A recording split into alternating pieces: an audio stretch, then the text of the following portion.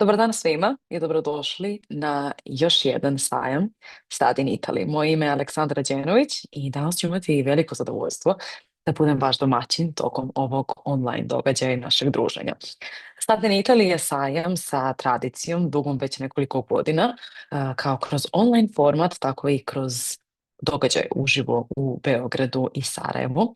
I drago mi je što ste odlučili da budete deo ove priče danas sa nama i napravite jedan važan korak ka vašoj akademskoj i profesionalnoj budućnosti. Tako da danas sam tu da vas ukratko provedem kroz sve što možete da očekujete kako biste na najbolji način iskoristili ovu platformu i sve mogućnosti koje vam ona zapravo pruža. Tako da pre nego što krećemo, želim vrlo kratko da vam kažem šta vas to zapravo očekuje danas.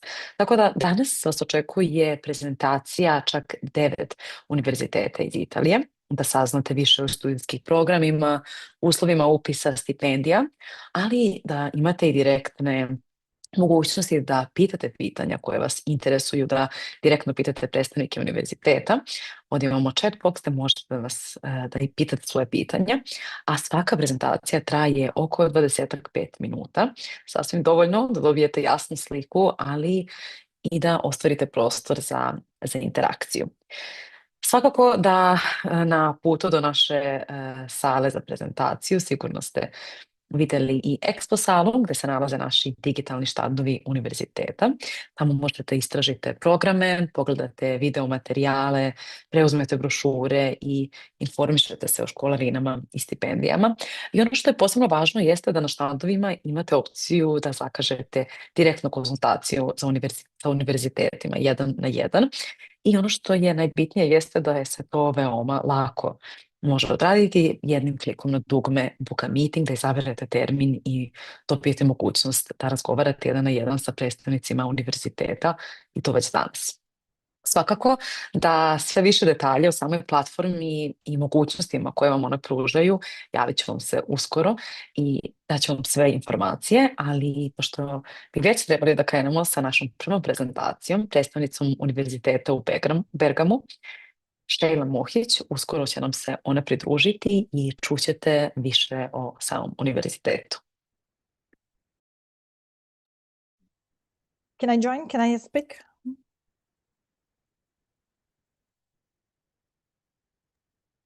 Yes, Sheila, welcome. Thank you. Thank you for joining us today.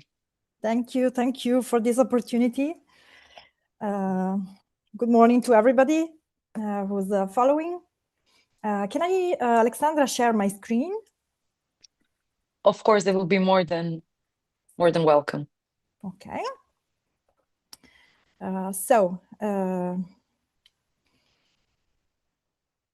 I hope you see my screen now. Can you please confirm? Yes, we do. Yes, we do. We do. Okay, thank you very much. Again, good morning, everyone. My name is Sheila. I work in the international relations area of the University of Bergamo in northern Italy. I'm truly happy to be with you today because this is not just a professional endeavor for me. The whole region feels really close to my heart, and this is exactly why I wanted to be here, because I believe University of Bergamo has something real and concrete to offer you, and I want to make sure you hear about it. So let me take you to Bergamo. University of Bergamo is a public Italian university founded in 1968. Public means state-funded, quality-controlled, and as you will hear in a few minutes, genuinely affordable even for international students. We started as an institute for foreign languages and literature, which tells you something about our DNA. We are built for dialogue, for exchange, for openness across culture. And today that spirit is in everything we do. In terms of numbers, we have 20,000 students enrolled, making us a medium-sized university, large enough to offer a rich, diverse academic community, and small enough to make students feel never just a number. So your professors will know who you are, you will have real contact with the people teaching you, which is a great feature for us. What about the city? Where are we located? Bergamo is a city, as I said, in northern Italy, in the region of Lombardy, about 50 kilometers from Milan. You have fast and frequent trains connecting the two cities, but here's the thing. Bergamo is not just a satellite of Milan, it is a remarkable city in its own right. It has two UNESCO World Heritage Sites, the medieval upper city, the historical town with its famous Venetian walls, and the extraordinary musical heritage of the composer Donizetti. It is a city with a history more ancient than Rome. It is surrounded by the beautiful Orobie Prealps, if you like nature and hiking. And it is a city that works. Urban transport is fast and efficient. In just 20 minutes by public transport, you can get from the city center, from the campuses to Oriol Serio International Airport, which is one of northern Italy's main airports with direct connection to all the main European cities. And this is always good to have. Additionally, Bergamo is safe, it is walkable, it is affordable compared to Milan or Rome, and it has the services of a big city, but on a human personal scale. Let me show you the campus. The campuses, because university truly unique is what we call the diffused or widespread campus, that campus that spreads across the city. While I speak, I would like to show you these images from the campuses that we have in our university. Unlike universities where everything is isolated in one area outside the town, at Bergamo, the university is woven into the very fabric of the city. As you can see, we have four main campuses areas, which serve 8 different departments. We have the Humanities campus in the historic upper city. We have the Economics and Law campus in the lower city center, as this video is showing to you. The Engineering campus in Dalmine, which is just a few kilometers away. And the Sant'Agostino complex, which is a former monastery that is now one of our most beautiful academic spaces because of its history. As you can see from the video playing, every location has classrooms, laboratories, libraries with study rooms and collaborative spaces. There are canteens and also relaxation areas. And each location is surrounded by some green spaces, parks, or historic architecture. So this is where you would study, and this is where you would spend your days. So it's not a bubble disconnected from real life, from the city, but a city that is also a university. A few words about what life actually looks like as a student in terms of services. The university has a psychological counseling service for students, professional support whenever you face personal or relational challenges during the studies. This is something I think is genuinely important, and not every university offers it. There is also, as you will see in a moment from the video, a sports center. CUS, University Sports Center Bergamo, as you will see now, as I told you. This center offers a wide range of sports activities and sport facilities. There are also student associations, cultural events, and a vibrant social life in all the city.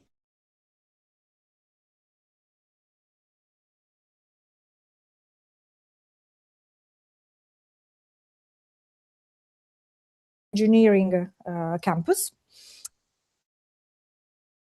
Also, free consultation to help you find private housing as well, if you prefer to go in a private house, for which the cost roughly is from 300 to 500 euros per month.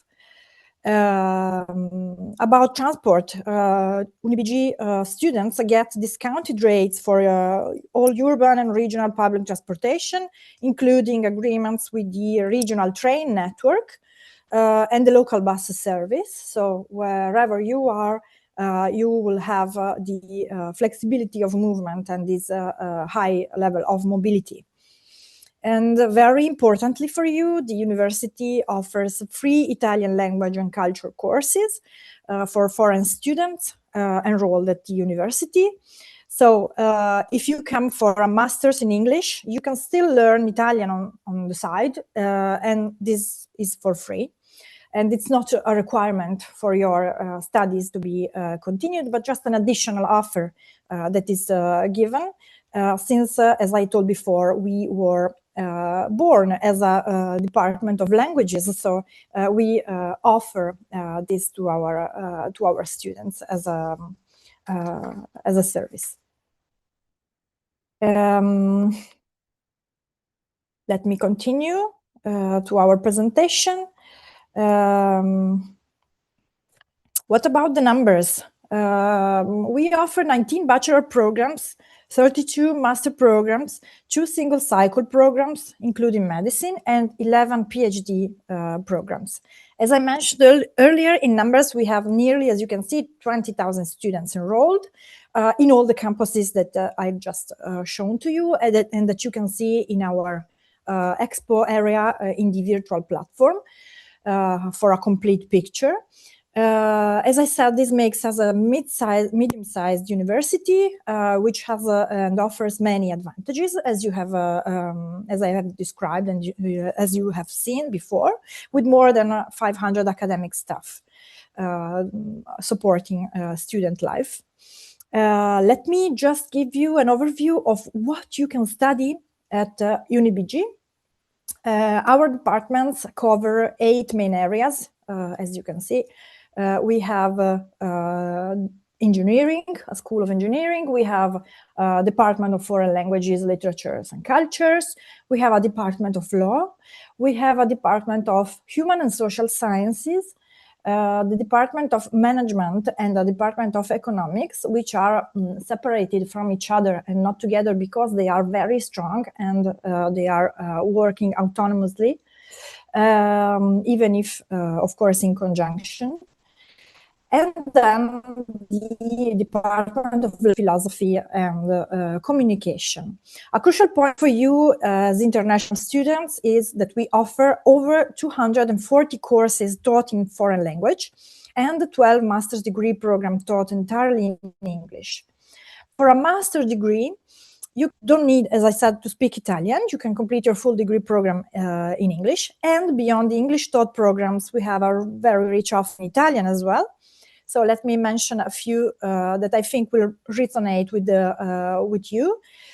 In law, we offer a bachelor in law for national and international business and a master's in human rights, migration, and international cooperation, which is an interdepartmental program combining law, humanities, and economics. For students interested in humanities, we offer modern foreign languages and culture, covering Arabic, Chinese, French, Japanese, in addition to English, German, Russian, and Spanish programs, and also communication, cultural heritage, philosophy, and tourism systems. Many of these have significant English language content despite the label of being in Italian. In social sciences, I recommend psychology and education sciences as strong areas with multiple programs, including also a bachelor in psychological science. But you can see all the courses in our PDF brochure in the expo area. What about concretely master programs, especially those taught fully in English? We have economics and data analysis, economics and finance, accounting, governance, and sustainability, international management and marketing.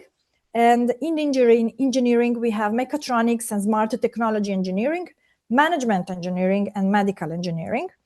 So what you see here can be added to what is really specifically truly rare in Italy, which is clinical psychology for individuals, families, and organizations in English, combining neuroscientific, clinical, and psychodynamic approaches, including training on trauma and personality disorders, If you are interested in psychology, this is one of the very few programs in this kind in Italy, taught entirely in English. What about PhDs? We have 11 of them, 11 PhD programs. 8 PhD programs are in English. They cover a wide range of fields from economics, and management accounting to social and human sciences, legal studies, engineering, artificial intelligence for sustainable futures, and even a program in landscape studies for global and local challenges, which is genuinely unique in Italy. As I said, 8 of these 11 programs are taught in English. So if you complete a master's here and you want to continue into doctoral research, you can do that fully in English as well. And PhD programs at Italian public universities are typically fully funded, meaning that selected candidates receive a monthly stipend with no tuition to pay. It is a real research career path, not just more years of study. So whether you are thinking bachelor's, master's, or all the way to a doctorate, UniBG can accompany you through the full academic journey. Let's skip to scholarships and fees, because I know this is an element that that deserves some more attention, and I want to be very clear and transparent with you. The University of Bergamo has a scholarship system specifically designed to support international students, including students from our region. And the numbers are very interesting. The base scholarship is up to 7,000 per year. And more importantly, in the last 15 years, 100% of eligible applicants from the Western Balkans have received financial support, together with all the applicants from the rest of the world. Why? Because this is not a competitive lottery where most people lose. If you are eligible, you receive support. This is our history in the last decades. And if you study in a STEM field, which means engineering, computer science, data analysis, you will receive an additional 20% on top of the base grant. This is to promote the knowledge in these fields of study. And the amount you receive depends on your living situation. If you live in a university residence, you receive less. You receive up to 4,500 per year, plus 1 meal per day at the canteen. And if you rent privately, you receive more in order to cover the higher amount that you are using for your own rent. And again, this is plus 6 days a week and canteen and income-based discounts, of course. The principle is simple. The more financial need you demonstrate, the more support you receive. This is a support system for students who genuinely need to finance their study growth. And how is the income verified? I always get this question. The answer is that it's through Italian embassies and consulates in your country, to which you submit your documents, and they handle the rest in order to communicate to us as public university the level in the table according to which we will grant the scholarship to each student. Beyond the main scholarship, there are additional opportunities that are worth knowing about. UniBG offers merit-based tuition exemption up to 10% for eligible students enrolled in bachelor's, master, and all the other single-cycle programs. Each year, the university also offers 8,000 euro top international students scholarship for students enrolling in master programs taught in English. This is interesting to you, maybe. To apply, you simply need a grade test score. If you are a high-achieving student, considering a master's here, this is really worth looking into. And then there is the Invest Your Talent in Italy, which is a program promoted by the Italian Ministry of Foreign Affairs in collaboration with the Institutional Cooperation Agency. It supports students in engineering and economics or management with a master's degree in English combined with a paid internship in an Italian company. So it's a close connection between the studies, academic field, and the concrete application in the private world. You study, you work in Italy at the same time. This is really an extraordinary gateway into the Italian and I would say European job market. For any question about scholarship, write to us. I will show you the email after I finish this presentation, so you can collect all the eventual information you need. Finally, about tuition fees, separate note on this. Because it's distinct from scholarships, as the University of Bergamo, UniBG, is a public university. Tuition is based and set by Italian national regulations. This means that you do not pay a fixed fee regardless of your situation, but the amount adjusts to your financial reality. The annual fee ranges from a minimum of, it can be 200 euros to a maximum of 2,000 euros with the standard duration of our program. And students pay in 2 installments per year. But if your family income is lower, your tuition can also be 0 and you may receive a full exemption. And this is on top of your scholarship and not instead of that. So this is fundamentally different from a private university where you pay the same amount no matter what. A final word about the international dimension of our university. With 17% of students enrolled in English taught programs and over, as I said, 240 individual courses available in English across all departments.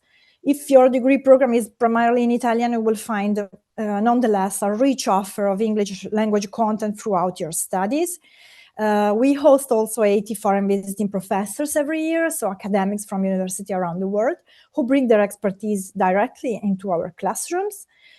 We have a high degree of mobility through Erasmus Plus programs and other types of mobilities and agreements with 200 institutions across 40 countries. We send approximately 600 students abroad every year on Erasmus Plus and other exchange programs, and we welcome 200 incoming international students every year. We also offer 18 international double degree agreements, meaning you can earn 2 degrees from 2 different universities simultaneously. So when you come to Bergamo, you will become part of a community that is genuinely international and committed to exchange and open to the world. This is also true because the University of Bergamo is part of the Bauhaus for EU Alliance, a European Universities Alliance funded by the European Commission. It brings together 10 higher education institutions from across Europe that you can see in my presentation below. Being part of this alliance means that studying at one of the partner universities opens the doors not just to an Italian education, if we use the example of the University of Bergamo, but to the entire academic network of European universities, making possible for a student to enroll in different courses in different universities in a student network of 124,000 students. So let me close with this final data. Within 5 years of graduation, 95% of students graduating from University of Bergamo finds employment. These are not just a number. This represents what a degree from a serious, well-connected public university in Italy can open for you. So I invite you again, take our brochure, take a look at our expo area on the platform. We visit our website, discover.unibg.it, which is available in this QR code, and write to us at this email, international.students@unibg.it, which is for you. I'm happy to speak with you individually and answer even now every question you may have and help you figure out whether UniBG might be the right place for you. So thank you for your time and for your attention.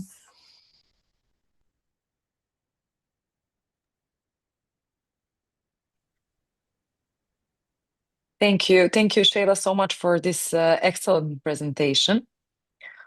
We are super happy to also see you tomorrow in person in Belgrade, where I think our students will have opportunity to chat to you and explore all the opportunities of studying in University of Bergamo. So see you tomorrow, and there you will expect many questions from our students. Okay. Thank you very much. Thank you so much, Shayla.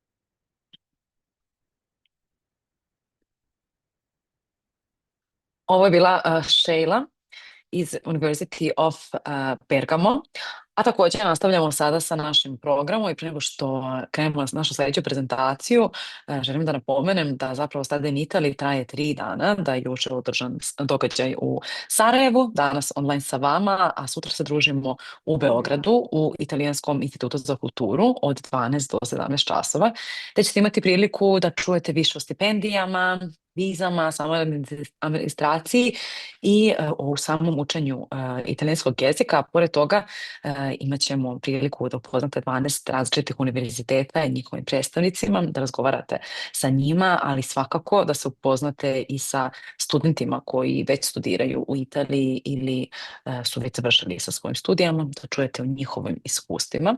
Tako da ukoliko dođete na sajam, imat ćete mogućnost da dobijete vaučere i popuste na naše usluge, uključujući konsultacije, mentorske programe i samu podršku tokom aplikacije. A za sam kraj sam želela da vam skrenem pažnju da je važno da što pre razmislite o samom procesu prijave za univerzitete, jer proces ne traje, da kažemo, par dana, već zapravo par nedelja i mjeseci i treba da se što pre i bolje organizujete, ali o svemu tome ćete čuti od našeg tima, gde možete da čujete više o studijama i stipendijama, tako da sa nama je Marina. Marina. Zdravo, ja se čujemo. Da, čujemo se. Odlično, tako da ostavljamo prezentaciju tebi i radujemo se da čujemo više informacija o svim studijama i stipendijama u Italiji. Hvala, Aleksandra. Dobar dan svima. Kako vam je Aleksandra i najavila, puno stvari će se dešavati i danas, a i sutra uživo u Italijanskom institutu za kulturu. Ja ću vam podijeliti svoju prezentaciju. Danas ćemo razgovarati i malo više ući u detalje oko samih stipendija za studije u Italiji. Italija je negde prvi izbor naših studenata, uglavnom kada su u pitanju studije u inostranstvu za osnovne i master studije. Pre svega zato što je lepa zemlja, zato što je blizu, zato što imaju veliku ponudu programa na engleskom jeziku i za osnovne i za master studije i na privatnim i na državnim univerzitetima, a i isto tako nude jako široku lepezu stipendija i umanjenja i na taj način možete da nekako i finansirate ili olakšate budžet svoje porodice kada su u pitanju vaše studije.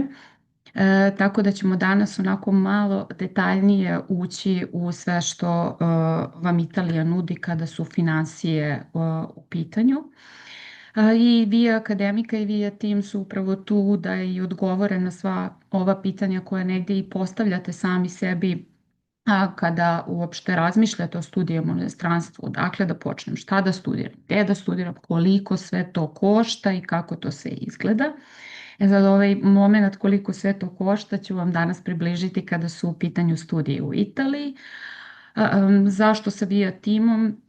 Imat ćete prosto podršku ljudi koji su već prošli kroz studiju u inostranstvu. Mi tačno znamo sa svime čime se suočavate, sa svim dilemama, pitanjima, problemima.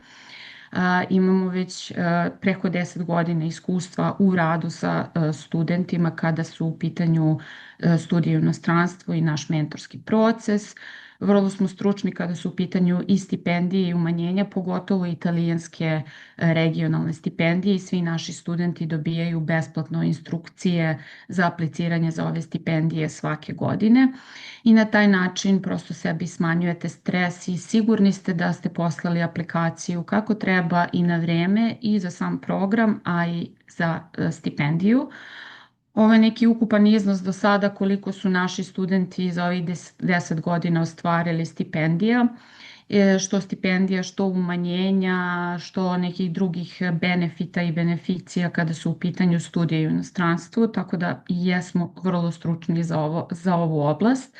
Kažem, jedina smo i agencija u regionu koja svake godine vrlo detaljno izrađuje instrukcije za regionalne stipendije i to vam omogućava da se u najvećem broju slučajeva oslobodite plaćanja školarine, da dobijete džeparac od nekih 7-8 hiljada evra za godinu dana, dobijete jedan obrok besplatno u menzi dnevno i da aplicirate za studentske domove, odnosno za državni studentski dom gdje je to dozvoljeno, odnosno gdje je to predviđeno uslovima konkursa kojih regiona. I ove instrukcije, kao što rekao, naši studenti dobijaju besplatno.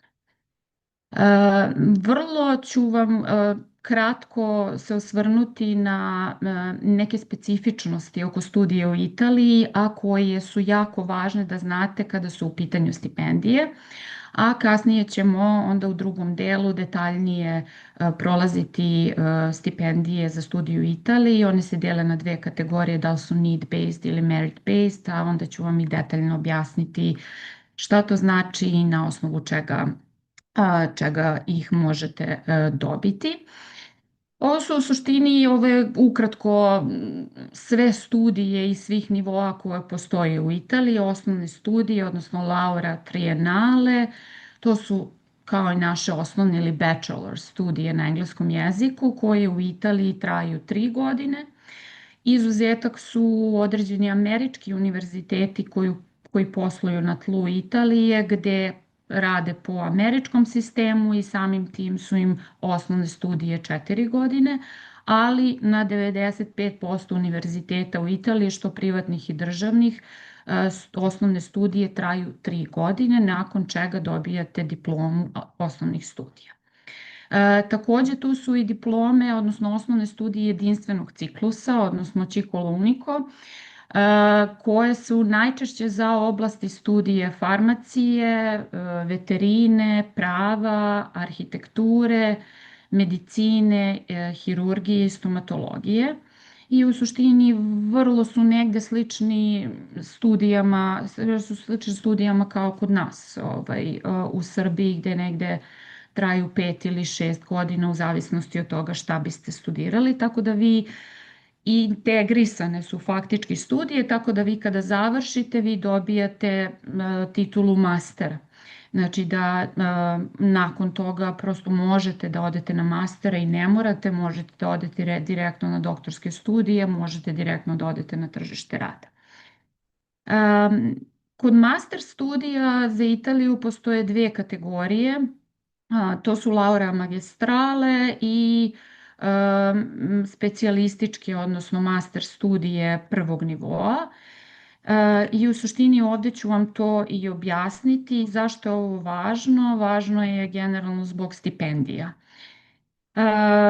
Specifičnosti jednogodišnjih master studija su da su više praktične, da vas diploma jednogodišnjih master studija direktno vodi na tržište rada i u suštini je najbolja opcija ako već imate, na primjer, osnovne studije iz oblasti menadžmenta ili IT-a i hoćete sada možda da steknete još jednu specijalizaciju kako bi bili kompetitivniji na tržištu rada.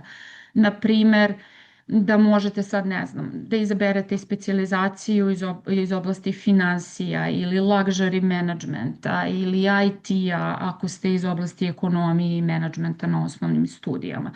I u tom smislu dosta ih je lakše upisati i neće vam tražiti neke preduslove što se tiče diplome osnovnih studija da moraju da budu u istoj oblasti studija. Jedin mana je da posle jednogodišnjih master studija ne možete ići na doktorske studije. Takođe i samim tim zato što traju 1 godinu, cena školarine je malo viša, ali negde kad se to sabere i oduzme i uporedi sa 2 godišnjim master studijama, dođe vam tu negde taj trošak skoro na isto. I da, 1 godišnje master studije nisu obuhvaćene regionalnim stipendijama. Znači, kada vidite 1 godišnje master studije, regionalne stipendije ne važe za njih. Takođe i retko je da dobijete sad full stipendiju za ove 1 godišnje master studije. Uglavnom su tu u pitanju određena umanjenja školarine do određenog procenta ili određeni iznos umanjenja školarine, ne znam, 2, 3, 5 hiljada evra. I u suštini sjajna su stvar ako, na primjer, imate 4-godišnje studije iz našeg regiona i hoćete negde master još 1 godinu, nećete da idete 2 godine, onako i nećete nešto što je teorijski, nego je više praktično i možda hoćete, kažem, tu neku drugu, još jednu dodatnu specijalizaciju pored ove koje posjedujete ili ćete posjedovati sa osnovnih studija. To je u suštini glavna prednost jednogodišnjih. Dvogodišnje master studije su pretežno teorijske studije. Sada imate malo užu oblast koju dalje izučavate na nekom dubljem i višem nivou. Naravno, ima i tu projekata, ima i tu određenih praksi, ali generalno je akcenat na teoriji. Takođe vode ka istraživanjima, vode ka doktorskim studijama. Nakon 2 godišnjih master studija vi možete da upišete doktorat. Naravno, vode vas i na tržište rada kada završite. Niko vas ne sprečava da posle toga aplicirate za posao, ni slično, ali samo da negde tu napravite tu razliku šta ćete vi to studirati, kako će to izgledati na 1 godišnjim, a kako na 2 godišnjim master studijama. Uglavnom su obuhvaćeni regionalnim stipendijama, niže su negde cena školarine i moguće je vrlo često da i sam univerzitet nudi pune stipendije za 2 godišnje master studije za strane studente. Da li je to možda da li je to možda oslobađanje od plaćanja školarine u potpunosti ili oslobađanje od plaćanja školarine plus dobijete neki džeparac. Sad sve zavisi od univerziteta do univerziteta, tako da ako vam je budžet problem, onda je moj najtopliji savjet da za master studije gledate 2 godišnje master programe. Kada su u pitanju medicina i hirurgija, negde to vrlo često imamo i upite i zahteve vezano za upis na medicinu i hirurgiju za osnovne studije u Italiji, pre svega zato što su na engleskom jeziku, zatim zato što se rade na državnim univerzitetima i na državnim univerzitetima samim tim i školarina je vrlo, vrlo niska. Ne znam, na primjer imate školarinu od 150 do nekih maksimum 4000 evra za 1 godinu za studije medicine u Italiji na engleskom jeziku. Ovde neki kratak spisak, odnosno spisak najčešćih univerziteta za koji se naši studenti odlučuju kada su u pitanju ove osnovne studije. Međutim, vrlo je teško upisati zato što se polaže vrlo kompetitivan test koji se zove IMET.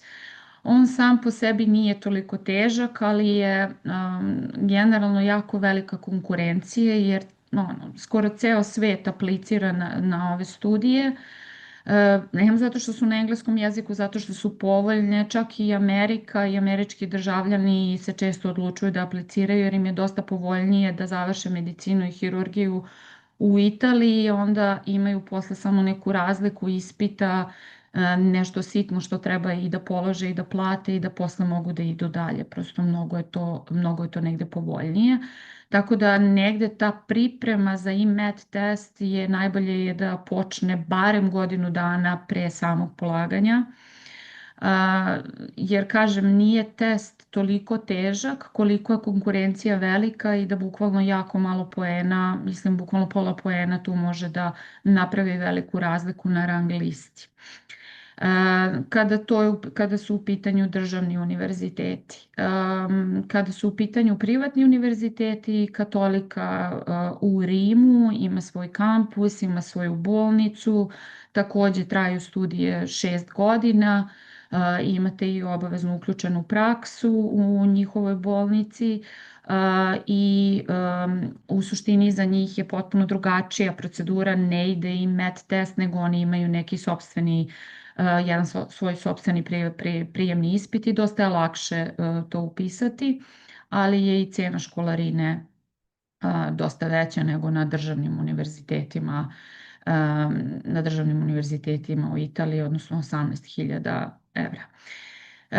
Dobra ili loša stvar kod IMET testa jeste što se polaže dosta kasno. Znači vi ako ste ove godine završavate srednju školu i želite da krenete od jeseni 2026. na studije medicine i hirurgije u Italiji, vi ćete taj prijemni ispit polagati negde početkom jeseni, što znači da i rezultati će vam stići dosta kasno. Mislim, u suštini morate imati neku backup opciju u vidu, ne znam, nekog lokalnog, odnosno univerziteta ili u Srbiji ili u Bosni ili Crnoj Gori, gde ćete položiti prijemni ispit i upisati se za svaki slučaj, pa ako prođete na ovom IMET testu, odnosno upišete fakultet u Italiji, da onda možete lagano dodati. Takođe, kada su u pitanju regionalne stipendije za studije medicine i hirurgije, važna informacija da znate da vi i pre nego što ste zvanično primljeni na program, vi možete da aplicirate za ove stipendije. Mislim, i morate, jer je jedino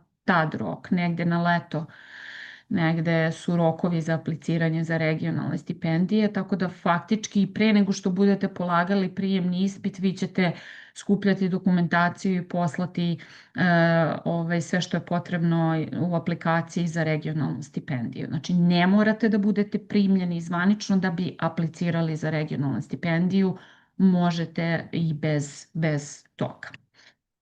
Kada su u pitanju troškovi života i školarine u Italiji, svrstava se Italija definitivno u red zemalja koji imaju i najpovoljnije cene i za život i za školarinu. Državni fakulteti, kao što rekoh, mislim, negde čak i za 150 evra možete da dobijete cenu godine studija, pa negde do 4.000 evra, otprilike koliko su studije na Politehnico di Milano univerzitetu. Kao što kažem, i za strane studente i za domaće studente ima tih nekih umanjenja školarina i raznih nekih prilagođavanja o kojoj ćemo detaljnije pričati malo ispod dole. Ali na privatnim fakultetima školarine mogu ići od 3 do nekih 20.000 evra za godinu dana. Prosečni troškovi života za studije u Italiji i italijanskim gradovima su negde od 1.000 evra. Sad naravno, mislim, Rim i Milano mogu biti i malo skuplji, oko 1.200 evra, dok, na primjer, ne znam, Padova, Pavija, Piacenza i ostali neki manji gradovi mogu biti i malo niže od 1.000 evra. Takođe, italijanska menza je jako dobra i ako dobijete regionalnu stipendiju, vi dobijate jedan obrok u menzi, što je najčešće i ručak, jer vam to i najviše treba. I dobijete taj obrok besplatno, a kasnije, mislim, su obroci negde od 3 do 3,5-4 evra po obroku u italijanskoj državnoj menzi, gde možete kao student univerziteta apsolutno da pristupite i da se hranite.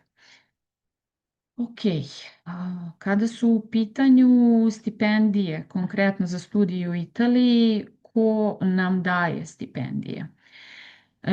Možete aplicirati za državnu stipendiju koju daje Ministarstvo spoljnih poslova Italije i ta stipendija nije za osnovne studije, već je za master studije, doktorske studije, istraživačke projekte i kurseve italijanskog jezika.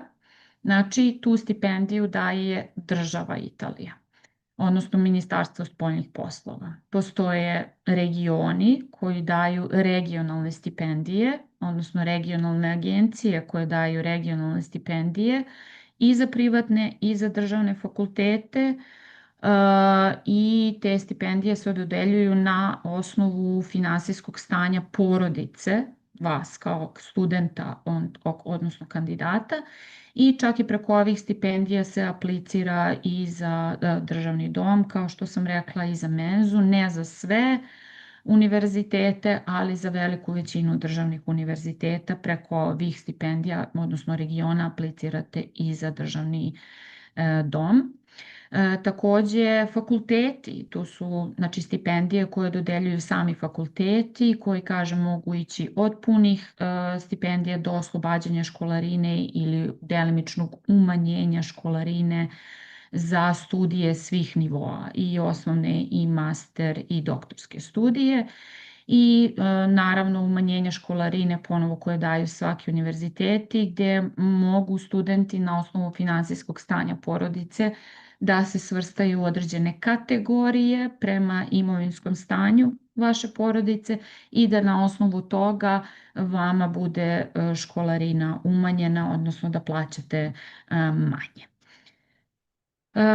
Vrste stipendija, kao što sam obećala, need-based i merit-based. Need-based su stipendije koje se daju na osnovu finansijskog stanja vaše porodice i to su ove regionalne stipendije. A merit-based stipendije se daju na osnovu akademskog uspeha vas kao kandidata. Znači, što znači za ove need-based stipendije, koliko god ste briljantan student, apsolutno je prioritet i vrlo je važno finansijsko stanje vaše porodice. Dok za merit-based stipendije, naravno, gleda se prosek iz srednje škole ili sa osnovnih studija, ne znam, rezultat koji ste ostvarili, odnosno broj bodova na prijemnom ispitu ili na sertifikatu engleskog jezika, određena pisma preporuke, motivaciona pisma, motivacioni video i slično. Sad sve zavisi od fakulteta do fakulteta na osnovu čega oni određuju kriterijume za dobijanje ovih stipendija, ali kasnije ću vam dati prikaz u ovoj prezentaciji, daću vam prikaz nekih univerziteta i stipendije i umanjenja na koje možete da računate ako postanete student. Hajmo sad na ove najpopularnije need-based stipendije. To su, kažem, svakako italijanske regionalne. One obuhvataju finansijsku stipendiju koja u zavisnosti od regiona do regiona ide od nekih 6.800 do nekih 8.000 evra maksimalno, 8.200, 8.300 i 500, kažem, zavisi od regiona, za godinu dana. Oslobađanje od plaćanja školarine najčešće, nije uvek slučaj na svim univerzitetima, obroke u menzi i smeštaj u državnom domu. Kada sam rekla da iznos stipendije varira u zavisnosti od regiona, Italija kao regionalna država, znači, ima regione i sad neki regioni su malo bogatiji, neki su malo manje bogati i onda na osnovu budžeta regiona samim tim se određuje i iznos ovih stipendija i broj stipendija koji se dodeljuje preko ovih konkursa. Tako da, na primjer, Rim, odnosno Lazio i Lombardija, gdje se nalazi Milano, su u suštini najbogatije regije u Italiji i tu su stipendije preko 8.000 evra za godinu dana. Takođe, ovaj iznos se uvećava za devojke koje su u STEM naukama. uvećava se za nekih 20%, tako da devojke koje ste u STEM oblastima, ako upišete studije iz ovih oblasti osnovne ili master, možete da dobijete i dodatno umanjenje. Kad sam rekla maksimalno od 6.800, 7 do 8 i nešto, maksimalno zato što je to maksimalni iznos koji možete dobiti, ali u zavisnosti od finansijskog stanja vaše porodice, vas će region deliti u 3 kategorije prema nivou finansijskog stanja vaše porodice i moguće je da vi dobijete i manju stipendiju ako je vaše finansijsko stanje, odnosno finansijske stanje vaše porodice malo bolje i jače.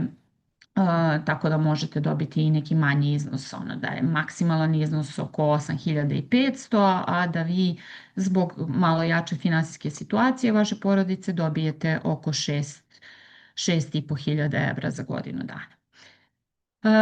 Kao što sam i rekla, ovde se gledaju samo finansije, pogotovo kada aplicirate u prvoj godini. Vama se za dobijanje ove stipendije gledaju finansije vaše porodice, ali ćete imati uslov da morate do 10. avgusta 2027. Znači da položite određeni broj ispita i da steknete određeni broj kredita kako bi vam se isplatila druga rata stipendije, jer ova stipendija se isplaćuje u 2 rate. I to je jedna od mana ovih stipendija, to je ta da se isplaćuju 2 rate, u smislu da ćete prvu ratu dobiti tamo negde 31. decembra 2026. godine, a vi ćete već krenuti na studije i već ćete imati određene troškove i sve, pa ćete tek onda dobiti prvu ratu stipendije, što znači da će vam neki budžet za početak biti neophodan. Ok, svakako ova druga rata, naravno i vama je u interesu da budete dobar student i da položite određeni broj ispita. Nije to neki visoki, nije bukvalno malo više od pola ECTS bodova koliko je za godinu dana, znači samo da se prosto pokaže da ste vi se pojavljivali na fakultetu, polagali neke ispite i da ste vi neki pristojan student. Tako da, prva mana je to, zato što se dosta kasno aplicira za ove stipendije, tamo negde u junu, julu, avgustu, čak i u septembru, i samim tim i rang liste izlaze dosta kasno, pa imate žalbe na rang liste i onda konačne rang liste, i kada se sve to onako dovede u red, onda se isplaćuje prva rata ove italijanske regionalne stipendije.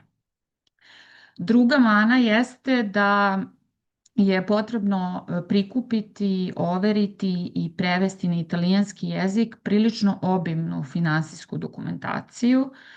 To su i prihodi porodice i stanje nekretnina, odnosno izvodi iz katastra, izvodi iz banke i slično, izvodi iz poreske, tako da to je sva neka dokumentacija onako koja ume malo da bude naporno, da se sve to izvadi, overi i prevede, ali svakako jako puno i vredi ako i dobijete tu stipendiju.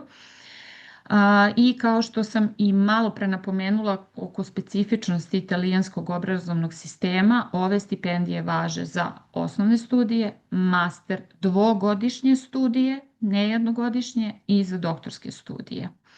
I stipendiju možete dobiti i za privatni i za državni fakultet u Italiji, znači za sve univerzitete u Italiji koji su akreditovani. Takođe, važna informacija je da ako i ne dobijete regionalnu stipendiju u prvoj godini, vas ništa ne sprečava da aplicirate u drugoj godini i da dobijete za drugu godinu i za treću.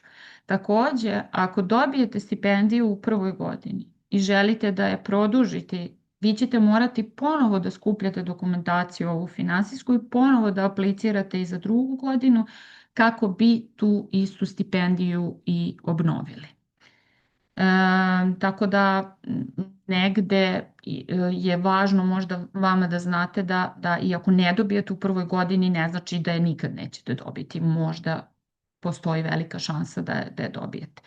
negde samim tim zato što se ova stipendija daje na osnovu finansijskog stanja porodici, kako su negde naša prosečna primanja prilično niska i dosta niska u odnosu na Italiju, skoro svi naši studenti bez problema dobiju ove regionalne stipendije, prateći naše instrukcije koje su vrlo detaljne, vrlo proverene i onda tu ne bude problema. A sad, kao što sam rekla, uslov je određeni finansijski limit koji vi, odnosno vaša porodica je privredila ili posjedovala kako god u određenoj godini. Velika većina italijanskih regiona za ove stipendije traži podatke o prihodima i finansijsku dokumentaciju iz 2 godine pre nego što aplicirate na stipendiju. Znači, ako je ove godine 2026. Uglavnom, velika većina univerziteta traži podatke iz 2024. godine. Proverite, naravno, mislim, nemojte da skupljate nikakvu dokumentaciju, niti bilo šta da radite unapred dok ne izađe zvaničan poziv i taj zvaničan poziv nekad se može desiti, na primjer, ne znam, Politehnico di Torino, na primjer, za non-EU državljane, traži, na primjer, 1 godinu unazad, 2025. na primjer, podatke. Tako da vrlo je važno da ne ulazite u taj trošak overe i prevoda dokumentacije pre nego što izađe zvaničan konkurs i pre nego što budete sigurni koju godinu traže, ali kažem, uglavnom većina univerziteta traži 2 godine unazad. Taj finansijski uslov jesu ti parametri IZE i ISPE. Maksimum za IZE je negde oko 26, sad malo više, zavisnosti od regiona do regiona, 26,6, 700, 800, sad zavisi, a ISPE je oko 40.000 evra, odnosno 52, zavisi sad opet, kažem, od regiona do regiona, ja sam ovdje izvukla neki prosek. Sad, šta je to IZE, šta je to ISPE? To su indikatori koje u suštini koristi Evropska unija i koje koristi italijanska država za računanje finansijskog stanja porodice studenta. Računa se tako što IZE se računa tako što se uzmu ukupni prihodi porodice, što znači zbir plata vaših roditelja, plata, penzija, honorara, bilo šta na koji način kako privređuju za godinu dana. Doda se 20% vrednosti pokretne imovine i 20% vrednosti nepokretne imovine, a zatim se taj iznos deli sa parametrom skale ekvivalencije koja se određuje, taj parametar se određuje, samo da vidim da li ja to imam, ovdje nemam. Parametar se određuje na osnovu broja članova vaše porodice, na osnovu toga i da li u porodici ima maloletnih osoba, lica ili izdržavanih lica ili lica sa invaliditetom, ali najčešći slučaj da je taj parametar oko 2,46, što je za 4-članu porodicu. Isto također važna stvar jeste da se vrednost nepokretne imovine određuje, fiksan je iznos kvadrata, 500 eura je, što znači da bez obzira koliko stvarno i tržišno vredi vaša nekretnina ili nekretnina u vlasništvu vaše porodice ili nepokretnost, vama će svaki kvadrat oni da računaju kao 500 eura. Također dobijate neka umanjenja na osnovu, na primjer, primarnog doma, dobijate umanjenje vrednosti od 36.000 evra. Tako da u suštini nije linearno i nije jednoobrazno to računanje, ali mi, na primjer, imamo tačno kako se računaju i negde neka naša prosečna porodica sa čak i izvan prosečnim primanjima vrlo, vrlo lako upada u ove kriterijume i kategorije i dobije regionalnu stipendiju. Evo, na primjer, da postavimo ovako, ako su prihodi roditelja u 2024. bili 24.000 evra, Ako pretpostavimo da je, ne znam, i vrednost nekretnina, odnosno 20% vrednosti nekretnine da je oko 20.000 eura i podelite sa 2,46 i izaće vam ispasti 17,886, što je u onoj granici da možete da aplicirate.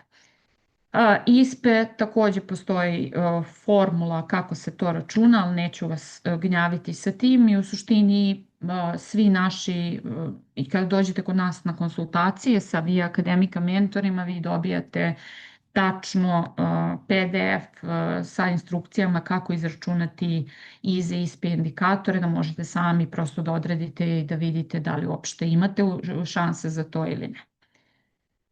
Kada su u pitanju konkretni univerziteti za umanjenja ili stipendije koje se daju na osnovu ovih finansijskih indikatora, to je Bocconi. Bocconi ima to umanjenje školarine koje ide od 20 do 100%, u zavisnosti od toga opet kako izračunaju te parametre, odnosno kako od finansijskog stanja vaše porodice.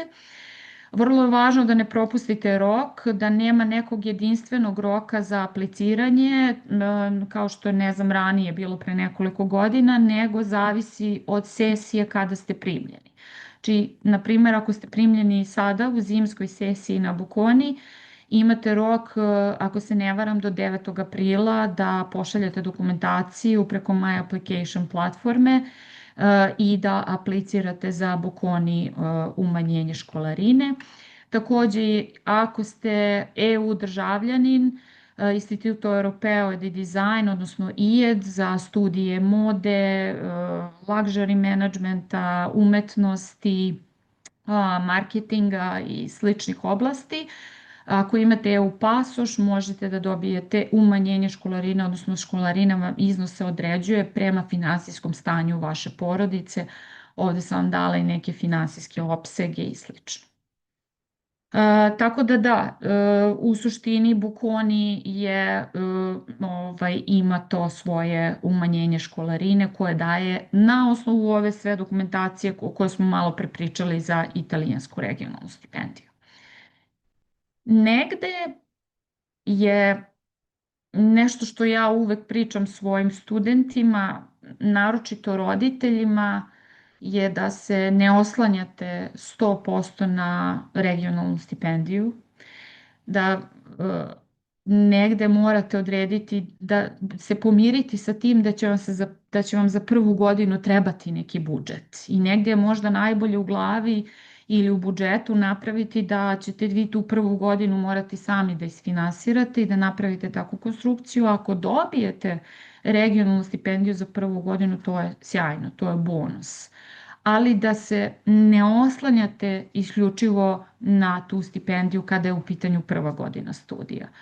Neki univerziteti, na primjer, imaju kvote, kao što je Foscari ili Padova, imaju kvote za broj stipendija koju daju za EU državljane i za non-EU državljane. Tako da vrlo je mala kvota, na primjer, za prvu godinu za non-EU državljane i vrlo je mali broj stipendija koje dodeljuju. Ali za drugu i treću godinu je taj broj daleko veći i veće su šanse da dobijete stipendiju u drugoj i trećoj godini. Merit-based stipendije, kao što rekoh, to je pre svega ova italijanska državna stipendija, gde je rok bio juče, ako se ne varam. Da, 26. marta do 14 časova, da, piše mi ovde. Stipendija ova pokriva master studije, umetničke programe osnovnih i master nivoa, doktorske studije, istraživačke projekte i kurseve. Ova stipendija obuhvata potpuno oslobađanje od plaćanja školarine, zatim podrazumeva i džeparac od 10.800 evra koji se plaćaju 3 rate i putno i zdravstveno osiguranje za celokupno vrijeme trajanja studija u Italiji. Tako da ova stipendija je onako vrlo fancy, što ja volim da kažem, i nekako onako prestižna. Prestiž je biti stipendista italijanske države. Tako da je u suštini vrlo dobro aplicirati ako ste, ne znam, ako ste upisali ili ćete upisati master ili doktorske studije, ovo je isto dobra opcija za finansiranje. Kada su u pitanju konkretni univerziteti, pošto imamo još nekih 9 minuta, da ne bih kvarila raspored, evo ukratko ću vam reći, na primjer Katolika, ako upišete osnovne studije, master studije, dvogodišnje, možete, a imate non-EU pasoš, automatski dobijate umanjenje 37% školarine. Tako da plaćate negde oko 6 i nešto hiljada evra školarinu, umanje vam se ovih 9.000. Kada su u pitanju osnovne i master studije, ne važi za medicinu, nažalost. Takođe i za Katoliku možete aplicirati za regionalnu stipendiju i dobiti. Vrlo je važna informacija da znate da ne možete istovremeno koristiti 2 stipendije koje daju italijanske ustanove. Vi možete aplicirati na 2 ili na 3, ali ako dobijete 2 stipendije ili 3 stipendije, morat ćete da se odreknete da odlučite koju ćete koristiti. Znači, nemoguće je u isto vreme prosto imati i regionalnu stipendiju i univerzitetsku stipendiju. Kažem, možete da aplicirate, sačekate da dobijete rezultate. Ako dobijete, onda ćete morati negde da se opredelite. Kažem, i Katolika takođe pokrivene su osnovne i master studije regionalnom stipendijom. Za jednogodišnje master studije na Katolici postoje umanjenja školarine koji idu od 2, 3 do 5.006 evra za njihove programe. Louis University, osnovne studije su 14.000 evra, postoje razne kategorije stipendija. Na Louisu i za osnovne i za master studije, bilo da ste EU državljanin ili non-EU državljanin, na osnovu toga i da li ste aplicirali sa Louis testom ili ste aplicirali sa SAT testom ili GMAT testom ili IB diplomom, ACT testom i slično. Različite su grupe i možete dobiti punu stipendiju. Za non-EU državljane ovih punih stipendija i nema baš mnogo. I podigli su ove godine kriterijum, na primjer za SAT test, da mora minimum 1.400 da bude za ovu stipendiju. Ali je moguće dobiti i neke parcijalne stipendije za Louis. Takođe možete aplicirati za regionalnu stipendiju Disco Lazio. Vodite računa za Lazio region, oni negde među prvima objavljuju pozive za regionalne stipendije i uglavnom je neki deadline tu neki jul, početak avgusta. Politehnico di Milano, osnovna školarina je oko 4.000 evra, ovde su i neki rokovi za apliciranje. Za master studije možete dobiti stipendiju univerziteta, pre svega najviše se gleda prosek za dobijanje ovih univerzitetskih stipendija u zavisnosti od kampusa i programa na koji ste primljeni. Takođe možete aplicirati za regionalnu stipendiju, a za osnovne studije nema univerzitetskih stipendija, nego možete samo aplicirati za regionalnu. Yale University takođe zavisi od toga kada aplicirate, kod njih oni daju 50% umanjenja školarine, ali za ovu godinu je to negde prošlo već u novembru mesecu, tako da ako se spremate, na primjer, za sledeću godinu ili onu tamo da aplicirate, gledajte da aplicirate što pre i tu negdje 35 najboljih kandidata koji apliciraju što najbrže moguće, dobit će umanjenje 50% i takođe možete regionalne stipendije. Padova univerzitet takođe ima nekoliko grupa stipendija, oslobađanje od plaćanja školarine, možete dobiti i međunarodnu stipendiju koja podrazumeva i određeni finansijski iznos i oslobađanje od plaćanja školarine i takođe prestižna Galilean stipendija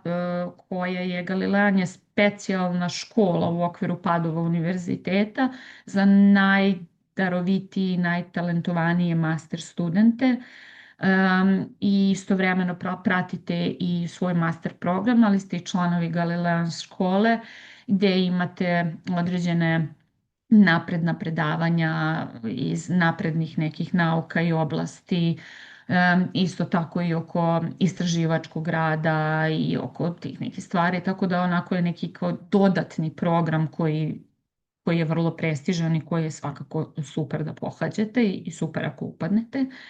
Kao Foscari Universitet iz Venecije daje 8 punih stipendija za osnovne studije u iznosu od 10.000 evra. Važno napomenuti, ne oslobađate se plaćanja školarine kada dobijete ovu stipendiju. Također i ovdje možete aplicirati za regionalnu stipendiju i rekoh, postoje kvote, Veneto region ima kvote za prve godine svih nivoa studija za non-EU državljane, znači broj stipendija je prilično mali za regionalne i manje su šanse prosto da ćete dobiti, ali kasnije već od druge i treće je to negdje dosta lakše. Ništa, hvala vam puno na pažnji. Ja ću završiti deljenje svoje prezentacije. Molim vas, postavljate pitanja u chatu sa strane. Mi ćemo kao i mentori sve čitati to i odgovarati na sva vaša pitanja, tako da svoj odgovor možete naći sa strane ispod pitanja. Hvala vam puno na pažnji, neke od vas ću vidjeti sutra i uživajte u nastavku programa.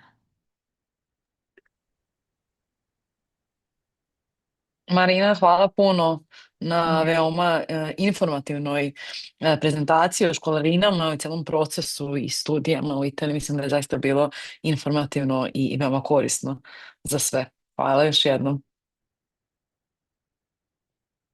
Hvala, vidimo se. Tako da vidjet ćete Marinu u Beogradu, imat ćete priliku da postavite pitanja našim via mentorkama za sve što vas interesuje vezano za studije i stipendije u Italiji.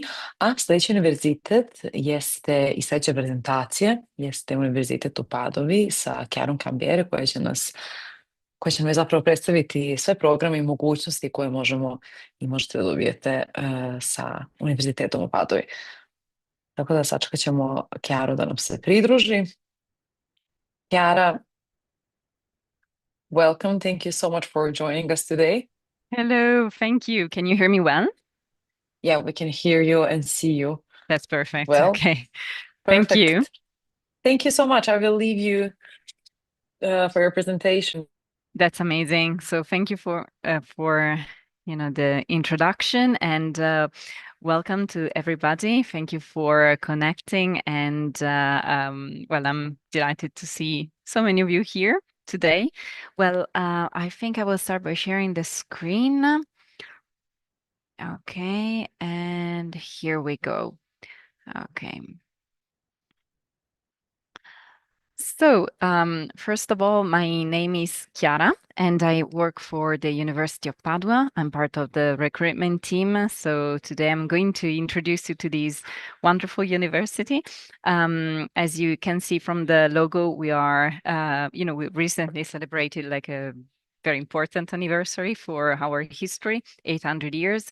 As a matter of fact, we are one of the oldest universities in Europe and the entire world. We were founded back in 1222. And nowadays we are even, among the most prestigious universities in the world. As you can see, we rank in the top 200, 250 universities worldwide, according to the major international rankings. And, you can just use these rankings to compare the university qualities, And today's, I would say we are a research intensive institution with a very large community of students. As you can see, we are, reaching nearly 75,000 students, and around 10% of them are international students coming to Padua to study an entire program or through exchange programs. So it's a very vibrant and international community. I would say that one of the things that attracts students is definitely our, the quality of our academic offer and also the variety of programs we offer. At the moment, we count more than 250 programs, and well, I'm here today because more than 70 are actually taught in English. So you can choose among different, subjects in both at bachelor and master level. We're going to focus on the academic offer in a while. Before then, I just want to share a couple of details about our location, because in the end, well, today is a Study in Italy fair, so you're all probably interested in this country. But in general, I would say that, when you choose the destination of your studies, you're choosing where to spend your time and your life for at least 2 years. So it's very important to, make a thoughtful decision. So Padua is in the northeast of Italy, and that's where our headquarters is based. Our campus spreads, let's say, in different cities all around the region. So we have different facilities even in other cities where you can, where students can actually access, libraries, labs, and study rooms and so on. But as I said, Padua is where back in 1222, the main building of the university was actually, founded, and that's where our history started somehow. So Padua is a medium-sized city for Italian standards, roughly 250,000 inhabitants. I think the most important thing to say here is that we are a very student-friendly town. As a matter of fact, 30% of the entire population is made of students. So if you compare, more than 75,000 students and 250,000 inhabitants, like it's a very big proportion of the population, and this is something you feel when you walk around the city center, and you feel really welcome, and I think this is very important, especially as an international student, or anyway from the perspective of someone who's not from that city. So it's a very welcoming place. And we are also in a very strategic position. Padua is located close to Venice Airport, so we are well connected internationally, but we are also a very important place where to, travel, to other major Italian cities. Just to give you an idea, Milan and Florence are around 2 hours away by train, and Rome is less than 4 hours away by train. So it's really, a good network, and you can easily move around the, the country.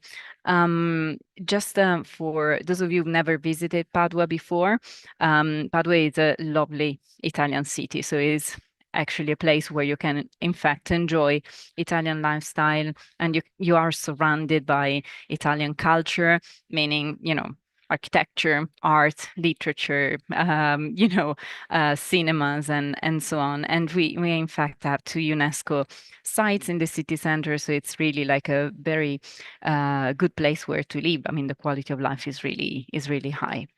So this is just to give you an idea of where the university is, in fact, based.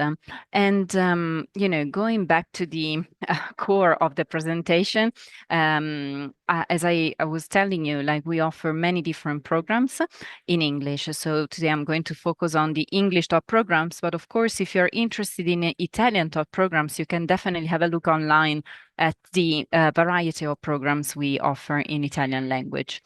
So at bachelor level, we offer around 10 programs, well, 8 programs plus 2 in English, and bachelors lasting 3 years are varied, in terms of subjects you can study. We start from animal care, 2 programs in psychology, 1 program in information engineering, 2 programs in the School of Science, including biology of human and environmental health and earth and climate dynamics. We recently added a new program in philosophy, politics, and economics. It has recently changed name, so you will find it with a different title on the website and the application platform. Anyway, we are talking about an economics and policymaking program, so a very multidisciplinary program there. Last but not least, we have a program in the School of Humanities, which is titled Italian Medieval and Renaissance Studies, very epic title. Actually, we can summarize the contents of the program in Italian studies. So you will learn Italian language and you will study Italian culture. Now, the last two programs you see at the bottom of the page are longer programs, so-called single cycle master's degrees, because they are 6 years long. So you will actually get a master diploma in the end. And we are talking about, no presentation needed, medicine and surgery and medtech. So like a medicine and surgery program with an application, on technology. So these are the programs you can access with a high school diploma. But if you already have a bachelor's degree, then you can have a look at our masters. And here we really cover every field of study except from design and fashion. I can see, an option for any student really. So we, offer programs in the School of Agricultural Sciences, with a lot of programs focused on food production and food nutrition and health. So the combination of the, food and, of course, the relation with the human health. We have programs in forest science and sustainable agriculture. We move on with the School of Psychology with 4 programs and master level focus on psychology. I just want to underline that, the School of Psychology of the University of Padua is the first in Italy at academic level. So we are quite prestigious for this field of study, and we have very, very good research centers for these. We have other programs. Now the list is very long, so I'm not going to read all the programs, but you can see programs at master level in economics, international relations, more programs in the School of Humanities. And if we move on to the School of Engineering, Sciences and Medicine, you can see how long is the list of English top programs. So anyway, consider that these programs are 2 year long, and you are really specializing, on the topic of your interest. So you're really mixing theoretical, lessons and applied lessons. So you will still have like hands-on or lab, part in your academic path. So now, assuming you found like the best program, the perfect match for you, the starting point and the point of reference for your application process is the application platform. So usually I give it as a reference, when it comes to looking for specific contents, details, and to learn more about the procedures, because we do have, of course, a website, but the application platform is extremely user-friendly. So I really recommend using it as, the starting point for your research, on the programs and, to start, hopefully, the application process. So the apply.unipd.it platform is where you can browse the academic offer, check the application deadlines, check the entry requirements, and be extremely, precise with that, because that's exactly the answer to the question, like, am I eligible for the program? Can I apply for this program? Well, you can check that on the application platform by reading the entry requirements. So if you actually find a program or 2 programs of your interest, you can register on the platform and start your application from there. You can see below we have an application fee of 60 euros. And as I was saying, like, you can apply for up to 2 programs, so 1 or 2 programs with the same fee. So in terms like of next intake, 2026, 2027, I must say call one has already closed, and we are now now have an ongoing call two with the deadline set for the 2nd of May. And you can see there is a different deadline for programs with a limited access. If you are a non-EU student, most probably the call has, finished for the programs with a limited access, so with a restricted number of places. While if you are an EU student, or in case of double citizenship with one of them being European, you can in fact apply until the 10th of April. Okay, so just very briefly, like when you consider applying for programs, like our academic year starts in October every year. So for next intake, we have lessons starting in October 2026, with the first exam session in January, February, second exam session between June and July, and the third exam session in September. So this is how it works. And now I think I can just, quickly check the time. Okay, I think we still have some time. I will give you like a couple of very important logistics, info. I guess second question in row, apart from what kind of programs you offer, would be what about budget? Like lovely city, lovely university, but how about can I afford it? So I'm happy to say that we are a public university. So our fees are much cheaper compared to other highly ranked universities. If you consider, top 200 universities worldwide, you can definitely see very different, fees. While, for us being public, like the maximum fee is 3,000 euros per year. Of course, we have a breakdown in 3 installments for the tuition fees, and we also have like we offer scholarship opportunities. They are mainly based on merit. We also have like income-based scholarships available. Consider that these are the academic costs, while for living in Padua, you can consider a monthly expense of 800 euros, including everything. So accommodation, grocery shopping, and personal extras.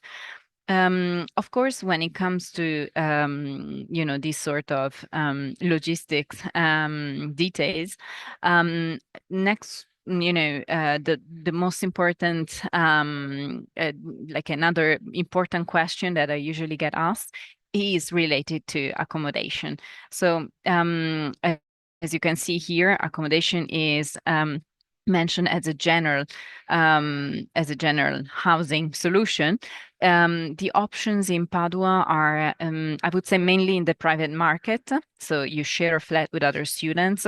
And in this scenario, I would really reassure you that Padua is a very safe city and is a student-friendly city. It's a walkable place as well, so you don't really need to be afraid of being too far from the university facilities, or you don't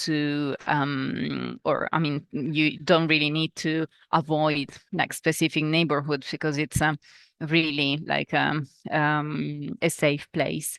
So in this sense, I would really encourage you, as soon as you are admitted, to start looking for a place, and you can rely on the housing office for sort of legal support. So if you just to avoid scam alerts and so on.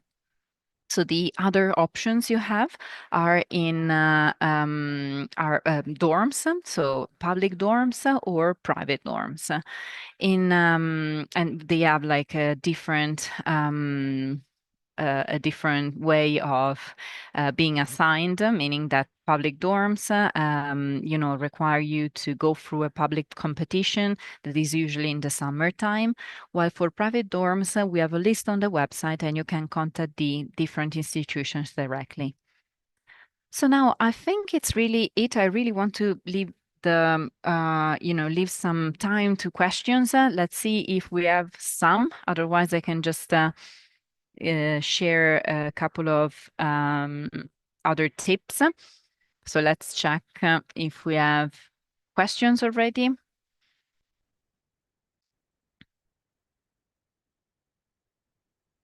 Okay, do we?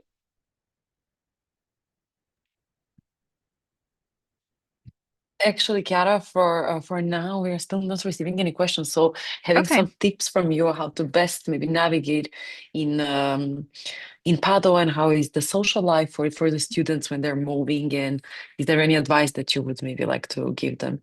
Okay, thanks. Thank you. Actually, I was waiting for questions, but I think we really covered almost every, topic. So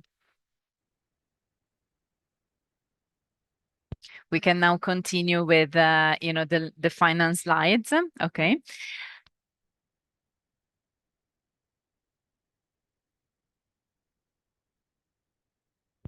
Okay, so just to start sharing, sorry for the, okay, sharing these, page with, with attendees, as we have a special page dedicated to, let's say, parents and supporters of, students deciding to applying for our university. So it's really like a very handy, page with basic information shared for, for families deciding to make these decisions, let's say, together. And I just want to share these because we have two very important channels that I think are very useful if you are interested in the university.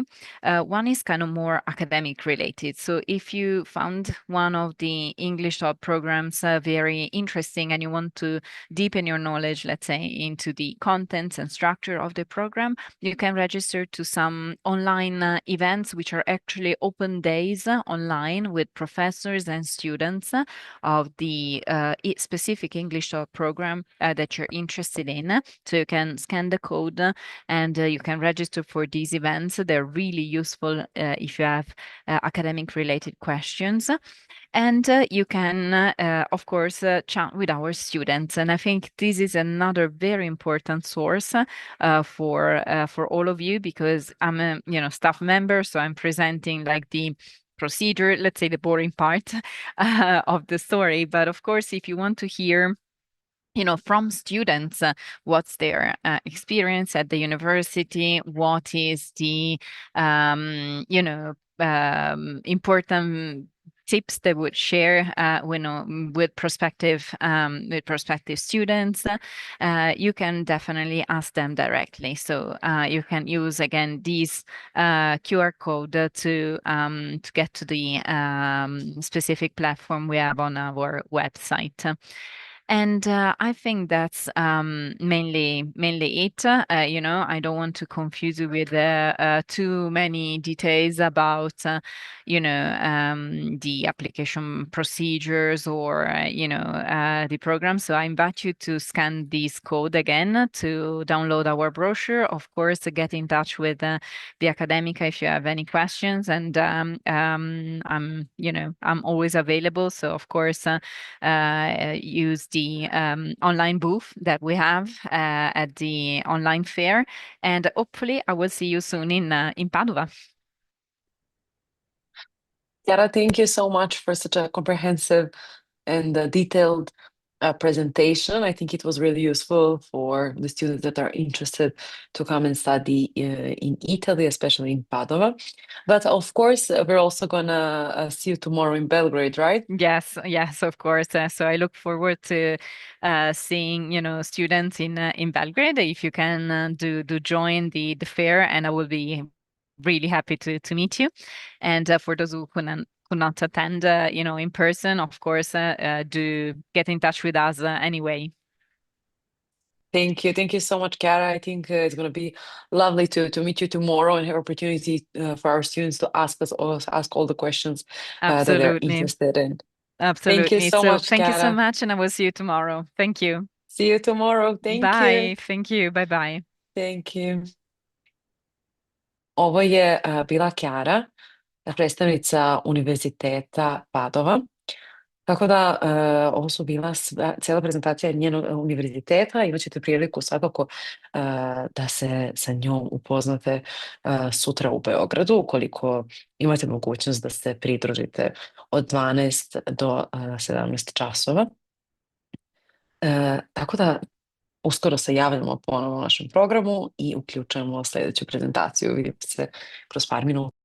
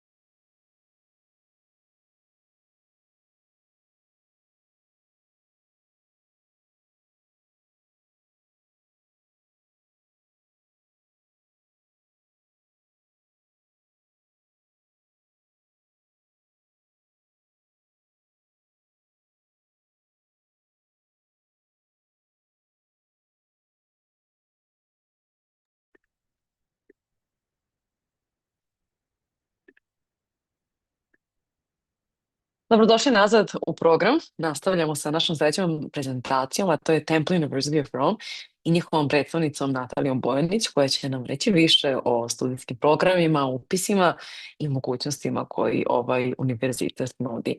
Natalija, dobrodošla. Hvala, Aleksandra. Da li se vidimo kao prvo, da li se čujemo? Odlično, vidimo se i čujemo se. Odlično. Ja sam Natalija sa Temple Univerziteta kampusa u Rimu. Bitno je da naglasim zato što imamo kampuse na 3 različita kontinenta u 3 različite države. Ja ću prezentaciju držati na engleskom zato što su mi slajdovi na engleskom i ne želim da se izgubim u tome svemu, ali naravno posle bilo kakva pitanja ili one 1 na 1 sastanke možete naravno da mi postavljate na srpskom. Da podelim ekran.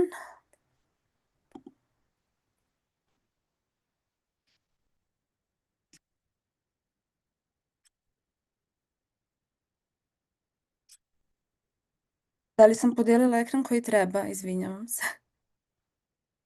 Ne, za sada vidimo Zoom ekran, tako da... Ok, nisam tehnološki nadarena, samo malo.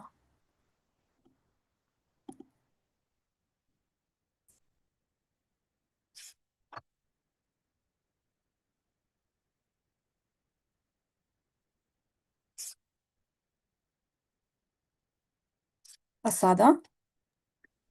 Da, sada vidimo prezentaciju i jedno čekamo da čujemo malo više o tome.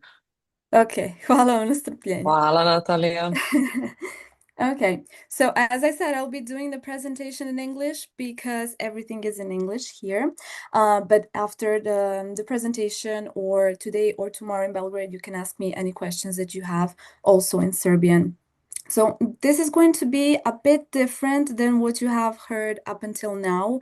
This is a public university, but it is an American public university that is based in Philadelphia, US. That is the main campus. And we do have a campus in Rome, which I am representing, as well as 2 campuses in Japan, in Tokyo and Kyoto. So what makes it different is, first of all, on the Rome campus, we do only offer undergraduate degrees. So we do only offer bachelor's degrees, either full bachelor degrees or just the entry year in Rome, and then the student can decide whether to continue in Philadelphia or in Japan. So if you are searching for master's degrees, we do have them on the Philadelphia campus and some of them on the Japan campus. I can afterwards also give information on those ones, but just so you know, on the Rome campus, we do not offer any master's degrees at this time. So just a brief introduction of what I'm going to talk about. I am going to mention the bachelor's degrees, the entry year, what are the admission requirements and the admission procedures, because they are quite different from regular Italian public universities, as are the deadlines. I'm going to mention the scholarship, which also are very different since we do follow the US system and not the Italian one. And then a bit more about the student life, about the campus life, and about the pre-college programs, which a student can do if they're underage. So if they're under 18 and if they want to get a taste of what the campus life looks like on the Rome campus. So we can get into the beginning. As I said, we are present on 3 different continents: Philadelphia, Rome, and Tokyo and Kyoto. So the main campus, it is a pretty old public university. It has been around since 1884, has a lot of students, a lot of different campuses, a lot of buildings. It is the exact, let's say, American college university vibe, and it has a lot of majors. So for those very specific majors, let's say if somebody wants to study biotechnology or astronomy, those will be present on the main campus, but not on the satellite campuses, so not in Rome nor in Japan.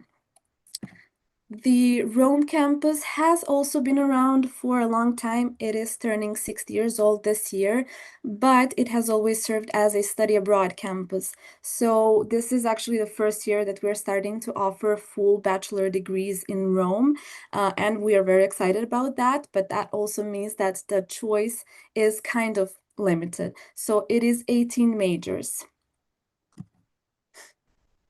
In Tokyo, also, we have been present for not such a long time, but since 1982, and we are already starting to build another campus. So for now, we're present in Tokyo, right next to the Shibuya crossing, and now in Kyoto as well. And as I said, I am the representative of the Rome campus, but we are all part of one entity. We're all the Temple University. So, of course, if somebody has any questions about the main campus in Philadelphia or in Japan, I can always help you and direct you to the right person. I know this is the Study in Italy fair, so you're probably here for that, but you can always ask me about this at the other campuses as well. So why Temple Rome for your bachelor degrees or for your first year of the bachelor degree? First of all, Italy. I don't feel the need to say anything more about that because my colleagues from other universities already said a lot about Italy, the architecture, culture, and everything that makes it unique. But I'm going to talk about Rome in general. So our campus, is right next to the Spanish Steps in the center of Rome, right next to the metro stop, Spanish Steps as well. So not only it's like literally on a historic landmark, it's also well connected to everything else with the central metro of Rome. Everyone in the first year, so all first year students, do live on this campus. So the dorm is hosting 50 first year students per year. So it is a pretty limited number. And it's all part of one campus. So the classrooms would be on one side and the dorm on the other side. So it would take you approximately 3 seconds to get out of bed and just come to class.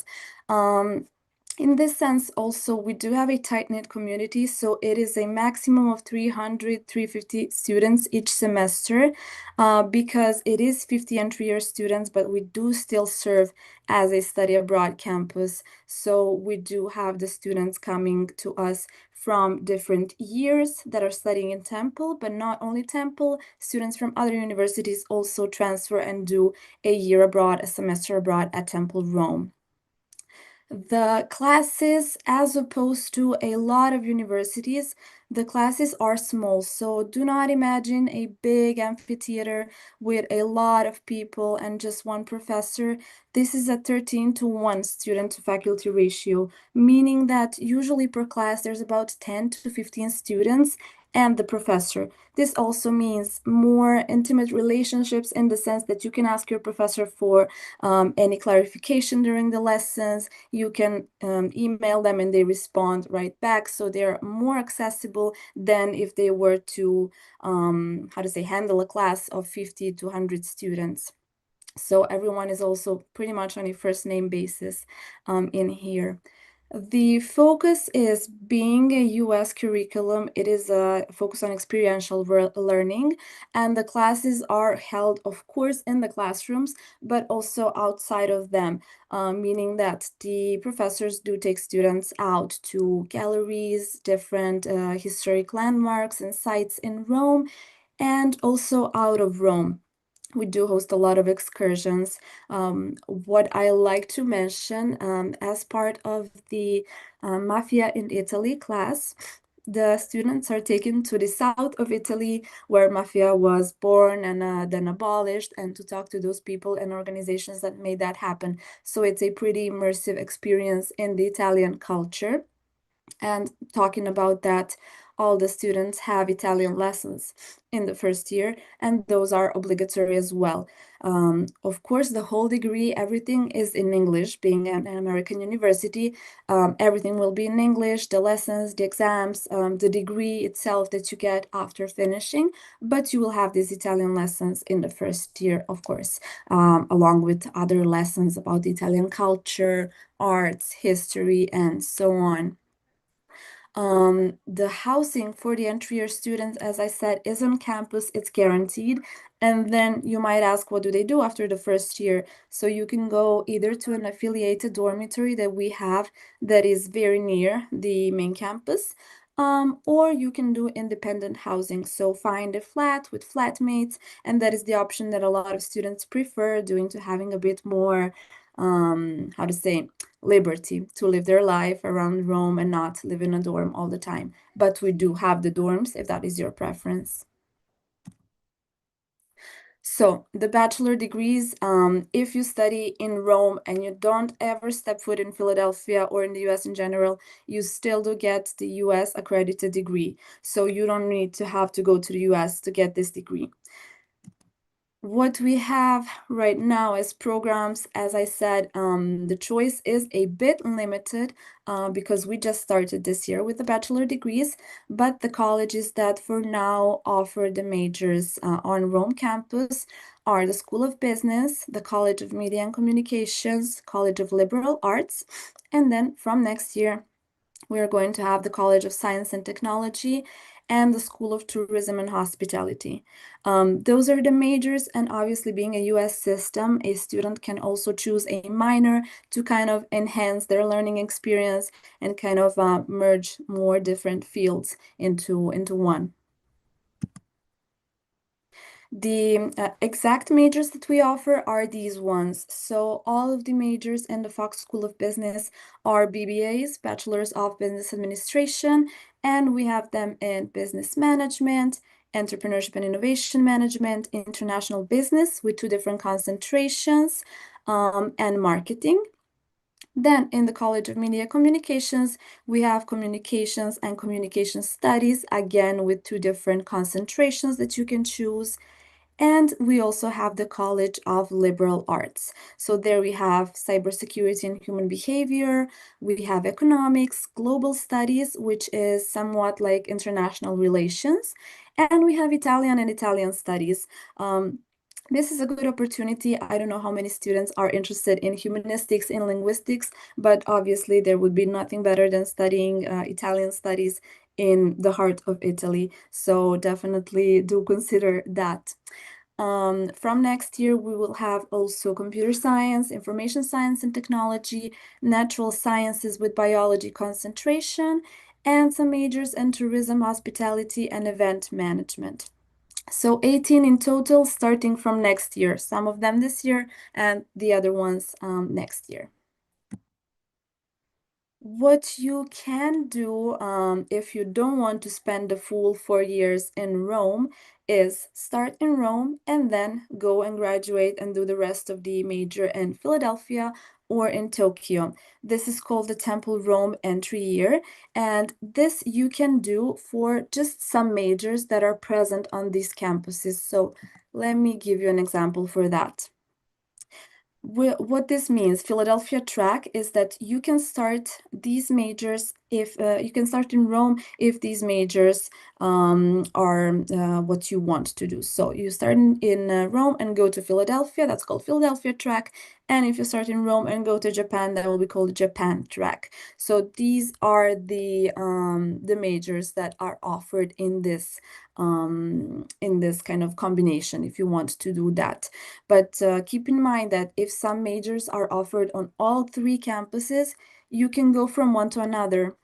You could, let's say, start in Rome, then do 1 year in Philadelphia, do a year abroad in Japan, and then graduate back in Philadelphia.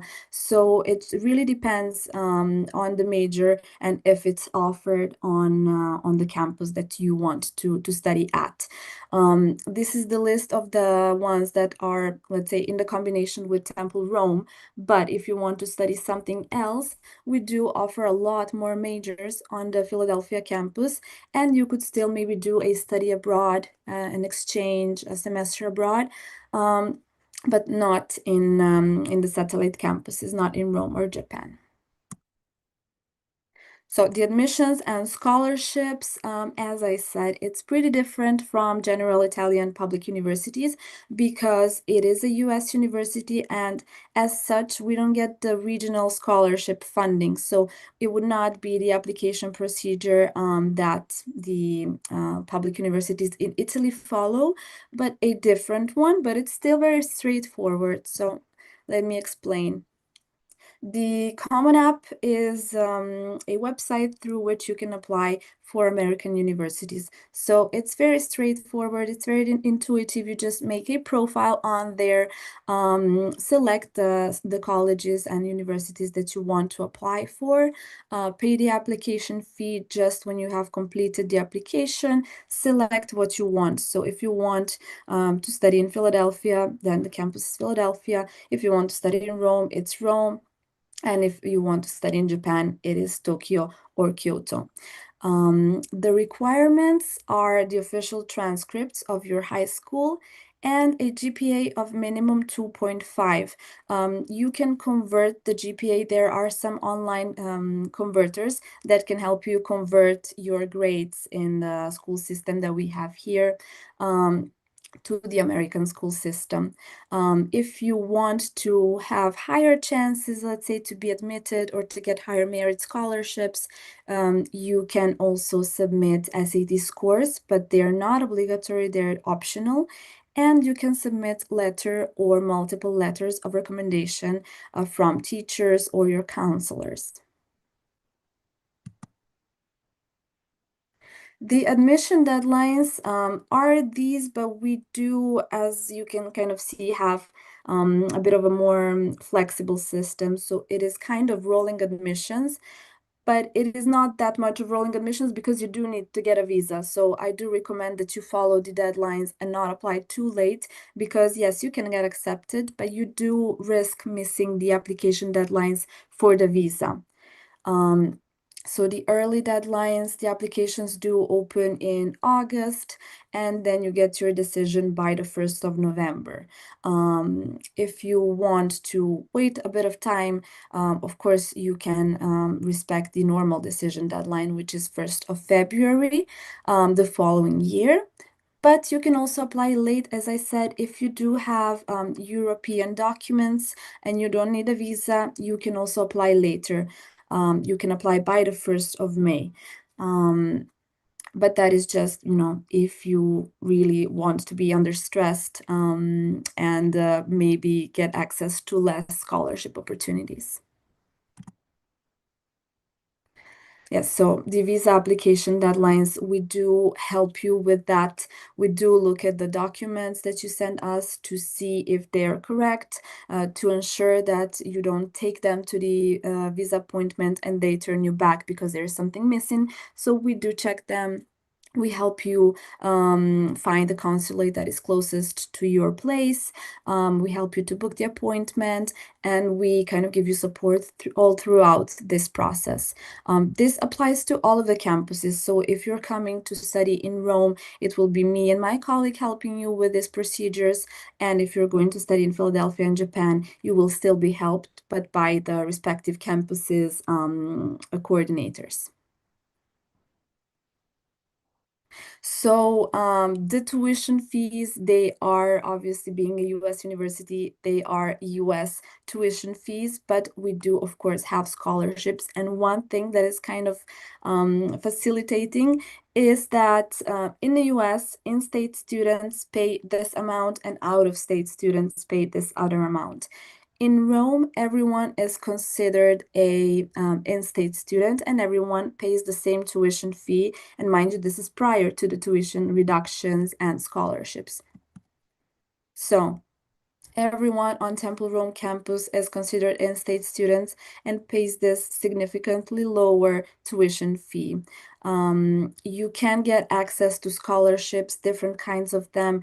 First of all, university scholarships, GPA based on your grade, campus-specific scholarships that we offer in Temple Rome, Temple Japan, and Philadelphia, college-specific scholarships that some different colleges within Temple University offer to the students. And of course, you can also apply for scholarships that are external. So government scholarship, there is one called YUS, and some different ones that are specific for studying in the US. the scholarships that we do offer at Temple Rome. There is the Global Citizen Scholarship that covers the full tuition for the first year at Temple Rome, and it's open to all of the students regardless of their nationality that are not based in the US. So everyone here is eligible to apply for the scholarship, and it covers the full tuition for the first year. The Temple Bridge Scholarship, it is covering the housing. It is covering a portion of housing up until $3,000 for the first year at Temple Rome, and it's available on a separate application. So you would be required to answer some questions, write an essay, submit it, and then you would be eligible for this scholarship. Temple Rome Merit Scholarship, also it covers anywhere from $500 to $10,000 for the first year at Temple Rome, and this one is automatic consideration as well as the Global Citizen. So once the student applies, submits their transcripts, the main campus sees your grades and automatically considers you for them, and then a few weeks later they award you a scholarship, and the amount, of course, is depending on your GPA. So, of course, for the scholarship, I know this is a very important topic, and it really depends on when you're applying, what your grades are, and so on. So I do recommend to contact me also directly for that, so I can clarify which scholarships you are eligible for and kind of help you in that sense. Now, I'll tell you just a bit more about the student activities. I think we have a bit more of time. So what students do on the Rome campus is usually if they want, of course, this is not obligatory, but they can volunteer with nonprofit organizations and schools. Sometimes our students teach English at local high schools just as a volunteering experience and a way to meet locals. We have tours of different landmarks in Rome. The students are being taken to galleries, museums, on short trips and excursions. A lot of events in Rome, so lectures, film screenings, book readings, cooking classes, pasta making classes, this kind of Italian-specific activities, as well as sports, so soccer, basketball, yoga nights, and the students can also organize their own activities. We did have in the past semesters students that organized a fashion show on their own or bracelet making activities. So if a student has an activity or an event to propose, they can just propose it to the student life organizers, to the student life team, and they can help the students organize and put into action their own activities. Speaking of the student life team, they are part of the student support network that we have at Temple. So the student life team specifically, they are staff members that are helping the students with anything and everything. So if you have a problem, you go to the student life team, and then they can either help you themselves or direct you to the right person to help you. The alumni assistants are Temple graduates, so they will be the ones that know exactly how you're feeling, that have been through the same thing that you are going through, and they can be, let's say, the most reliable points of reference. Also, if somebody wants to speak to an alumni, the alumni assistants are available to organize calls with you.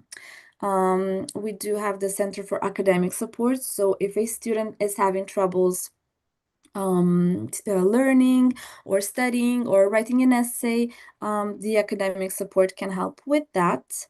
We do have mental health counselors and nurses available at the campus, as well as an English-speaking doctor on call, and an emergency phone. For any emergencies, the emergency phone is there 24/7.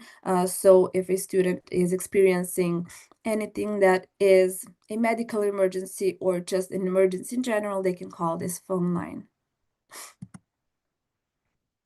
Then what I would like to end it with is the pre-college programs, because some people may not be sure if the US curriculum is right for them, if they want to study in Rome, if they want to study in this environment at all. So we do have the pre-college programs, which are, let's say, the most reliable depiction of what it would be to study at Temple Rome campus. So They are workshops for students. We do have them here. You can see the spring ones that are happening over 2 weekends in the fall and spring semesters. We do have them also in the summer. So the pre-college summer workshops that are 10 days immersive experiences. For the courses, you can choose anything out of these courses, but we do update them every year. So it will be different from year to year. If you're interested in those, you can just email me. I will send you the brochures. I will send you more details. And you also do have Italian classes there. So it's an immersive experience. You would be housed on campus as well. The only requirement for this one is for the student to be under 18 years old at the point of the application and participating in the program. So it is for high schoolers. You do get a certificate of attendance, and you do get 2 college credits that you can use if you apply for any other college, not just Temple. You can still use those credits. So this is that more or less. We have the spring and fall, the spring and fall ones, and then the summer ones. The difference is when they're held, how long they are, and the topics here. So everything is in English. It's taught by the Temple Rome professors, and it's a good opportunity for you to experience life. We did put some pictures so you can see what the students did. We take them all around Rome. They get the best sense of the campus life and also the life in Rome. So it's a pretty nice experience for somebody that is doubting their choice and wants to see how it is before actually committing to the full 4-year program in Rome. And that will be all that I wanted to share with you today. Of course, I will leave you this QR code that is for our shared calendar that you can use to book a one-on-one call with either me or my colleague Ryan. And for any academic questions, anything regarding the scholarships, or any questions in general about Temple Rome, both of us would be happy to help. You can message us personally, so either me or Ryan, or you can message the romeadmissions@temple.edu email, which is basically just me and Ryan together with one email address. You can, of course, download the brochures from our virtual stand that you will see on this platform, and you can book one-on-one calls if you want for today, or we will see you tomorrow at the booth in the Belgrade Fair. So if anyone wants to talk, to clarify something, to ask me any questions, I will be there in Belgrade as well. So that's all for my presentation, and thank you for listening.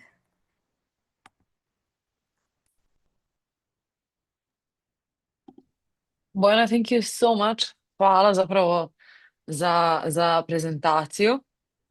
Zaista informativno i detaljno objašnjeno, i hvala što si ostavila svoje podatke, tako da mogu da te kontaktiraju i pitaju sva pitanja koja ih interesuju, ali svakako da se vidimo sutra u Beogradu, zar ne? Naravno, vidimo se sutra. Hvala vam puno na prilici. Nadam se da ću vidjeti neke studente također sutra, da možemo da pričamo o svemu što se dešava na Temple Rome campusu. Sigurna sam da hoćemo. Hvala još jednom. Hvala, Hvala. Natalija. Ćao. Ćao.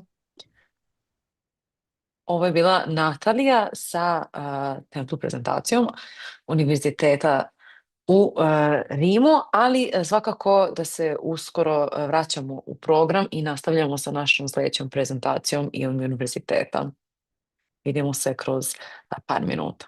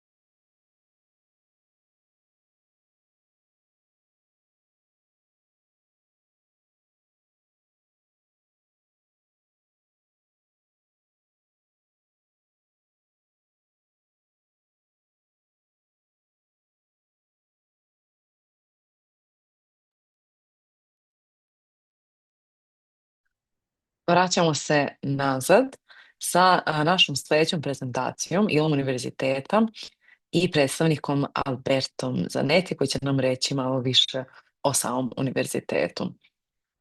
Alberto, thank you for joining us today. Hello, hi. Thank you for having me. How are you doing? I'm doing quite well. I'm super happy to see that you're here with us, that you're going to give us more information about Ilm University, and I will leave it up for your presentation. Yes, absolutely. Thank you. Thank you. First of all, thank you for this presentation slot. It's a great pleasure to be here again. It's definitely not the first time that I participate in the Study in Italy format. Unfortunately, this year I'm participating in the virtual part of the format only because I cannot be physically present in Belgrade tomorrow. But lucky enough, we're going to have a person from our university, our student ambassador, almost graduate ambassador, I should say, because she's about to graduate, Angela, and she will be physically present at the Italian Institute of Culture tomorrow, ready to answer all the questions from the audience. But in the meantime, I'm going to use this 20 to 25 minutes to give you a brief overview of the university and to speak about the academic offer and all the great opportunities awaiting for you at our university. I'm going to share my screen, and just for the sake of security, I'm going to share my full screen so we can avoid the PowerPoint to be stuck somewhere. And here we go. Okay. So first of all, let me just say a couple of things about myself. For those of you who don't know me, I am Senior International Student Recruitment Officer at Università Ulm, and I've been working in this sector for the past like 15 to 16 years. And I have the great pleasure of joining this webinar today because honestly, I'm speaking the truth. It's not just because we are live on the conference hall, but honestly speaking, meeting prospective students from Serbia and from the Balkans in general is always and has always been one of my favorites because of the great quality of the prospective students coming from that area. And because, let's be honest, I have a lot of friends, especially in Belgrade, so visiting your area is always a good thing for me. But enough with the personal anecdotes. Let's move on to the presentation of Università Ulm, which is a private university located in southwest Milano and is nowadays regarded as the leading institution in Italy for communication studies, marketing, hospitality and tourism management, media, and creative industries in general. Let's never forget, though, that our university was originally founded in 1968 as a language and translation school, and the Department of Language and Translation is still active at the moment with interesting opportunities for students who are in the field of translation and foreign languages. As I said, it's a private institution, and one of the key features that you will see during this slideshow is the great availability of job offers for our graduates and internship opportunities for our final year students, generally speaking. This thanks to the huge network and the strong relations that university is having with partner companies on the job market. It's a relatively small university, which means that if you choose our university as your final destination, you will be immersed in an institution with roughly 8,500 students. I have been following the presentations from the other Italian institutions joining today study in Italy, and compared to other Italian institutions, our university is considered to be a niche, specialized, small to medium-sized university. This comes with a certain number of advantages. Perhaps the most important advantage is the dimension of the university community itself, and the fact that being immersed in our environment means that you have a very good student-to-teacher ratio, actually 8,500 and roughly 300 people in the teaching staff.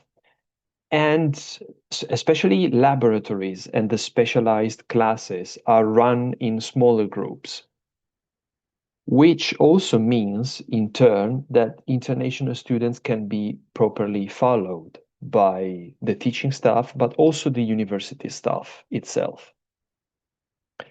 Interesting to notice, more than 40% of the student population in degree courses held in English, and we have a few, is international.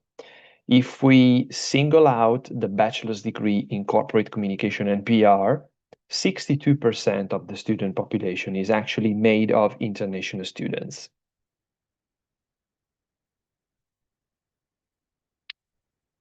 Recently, the newest edition, actually yesterday evening, the newest edition of the 2026 QS World University Ranking by Subject was released. And so the information that you see on this slide is a bit outdated since yesterday, 4 p.m.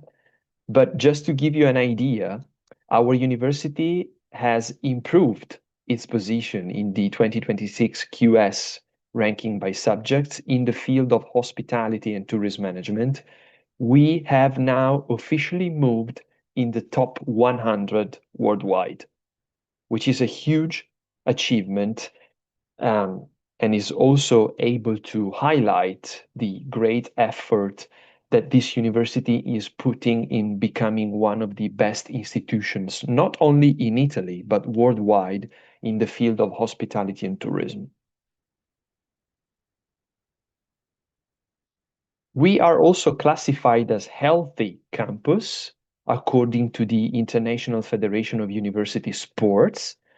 This achievement was granted to our university in late 2024, thanks to the great availability of sports activities and sports facilities in connection with CUS Milano, which is the university sports center for the city of Milano.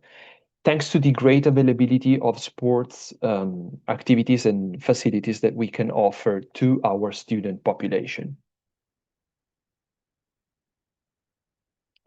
Of course, being based in Milan is a huge advantage of this institution.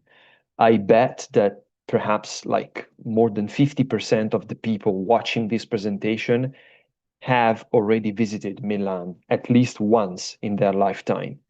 Milan is the multicultural and finance capital of Italy. It is a city with the highest number of international students in Italy. Throughout an academic year, we have more than 80,000 students, including both degree-seeking students and exchange semester students, visiting Milano for their studies. So a huge number of international students.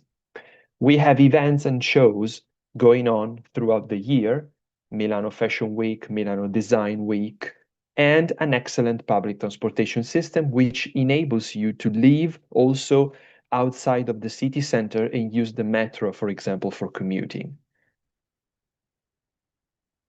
Lombardy, of course, is always a good choice for a study abroad experience in Italy. because it is one of the wealthiest regions in the European Union according to the GDP per capita index. International graduates, along as all the other graduates from our university, can have a higher chance of finding job opportunities after graduation thanks to the presence of multinational companies having their headquarters in Milan. If you're coming from outside the European Union, you can have a 12-month permit of stay extension in order to find a job or continue with your studies. And speaking about accommodation, Milan is generally speaking one of the most welcoming cities, included in one of the most welcoming regions in Italy for international students.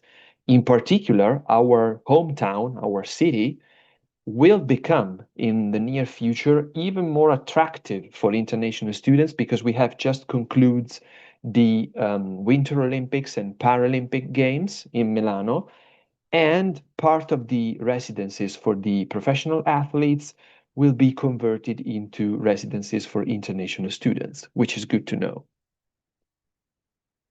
But this university is also about the international dimension, 360 degrees.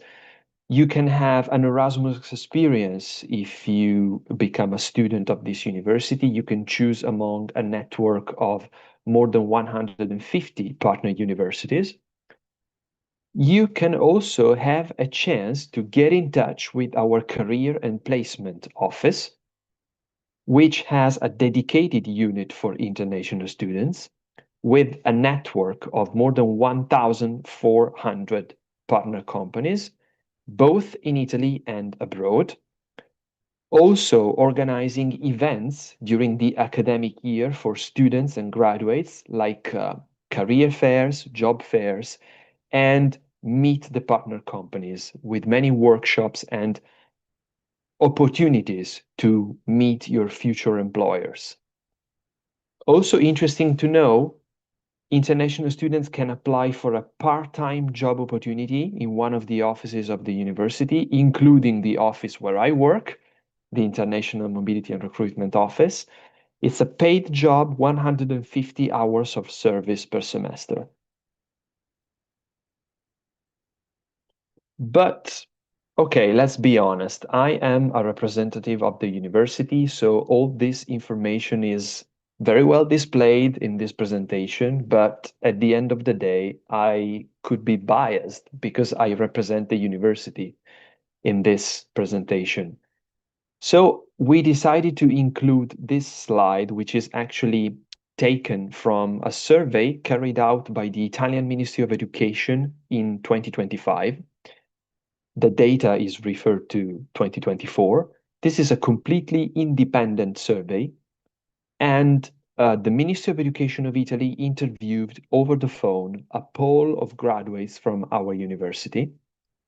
And here on screen, you can see the results. 91% of the graduates interviewed declared that they were fully satisfied with the quality and efficiency of the teaching staff. 91% was happy with the study load. 97%, which is actually one of the best results in Italy at the moment, was satisfied with the quality of campus facilities, and 92% stated that they would choose again our university because they were fully satisfied with the overall university experience. I think that this data speaks louder than 1,000 words, honestly. And our campus, you can see also a picture in my virtual background just behind me. Our campus is perhaps one of the key reasons why students choose our university. It's because it's very well located, it's very well connected. We have a dedicated metro station in front of the university on the Green Line, just 10 to 15 minutes away from any landmark in the city center. 3 food venues on campus, a fitness center, which is about to get even bigger because we have recently acquired new facilities, and so they will be ready for students possibly in 2027. And every room that you need to visit is within walking distance.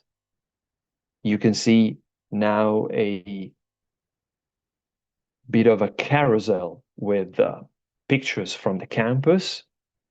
This is our cafeteria.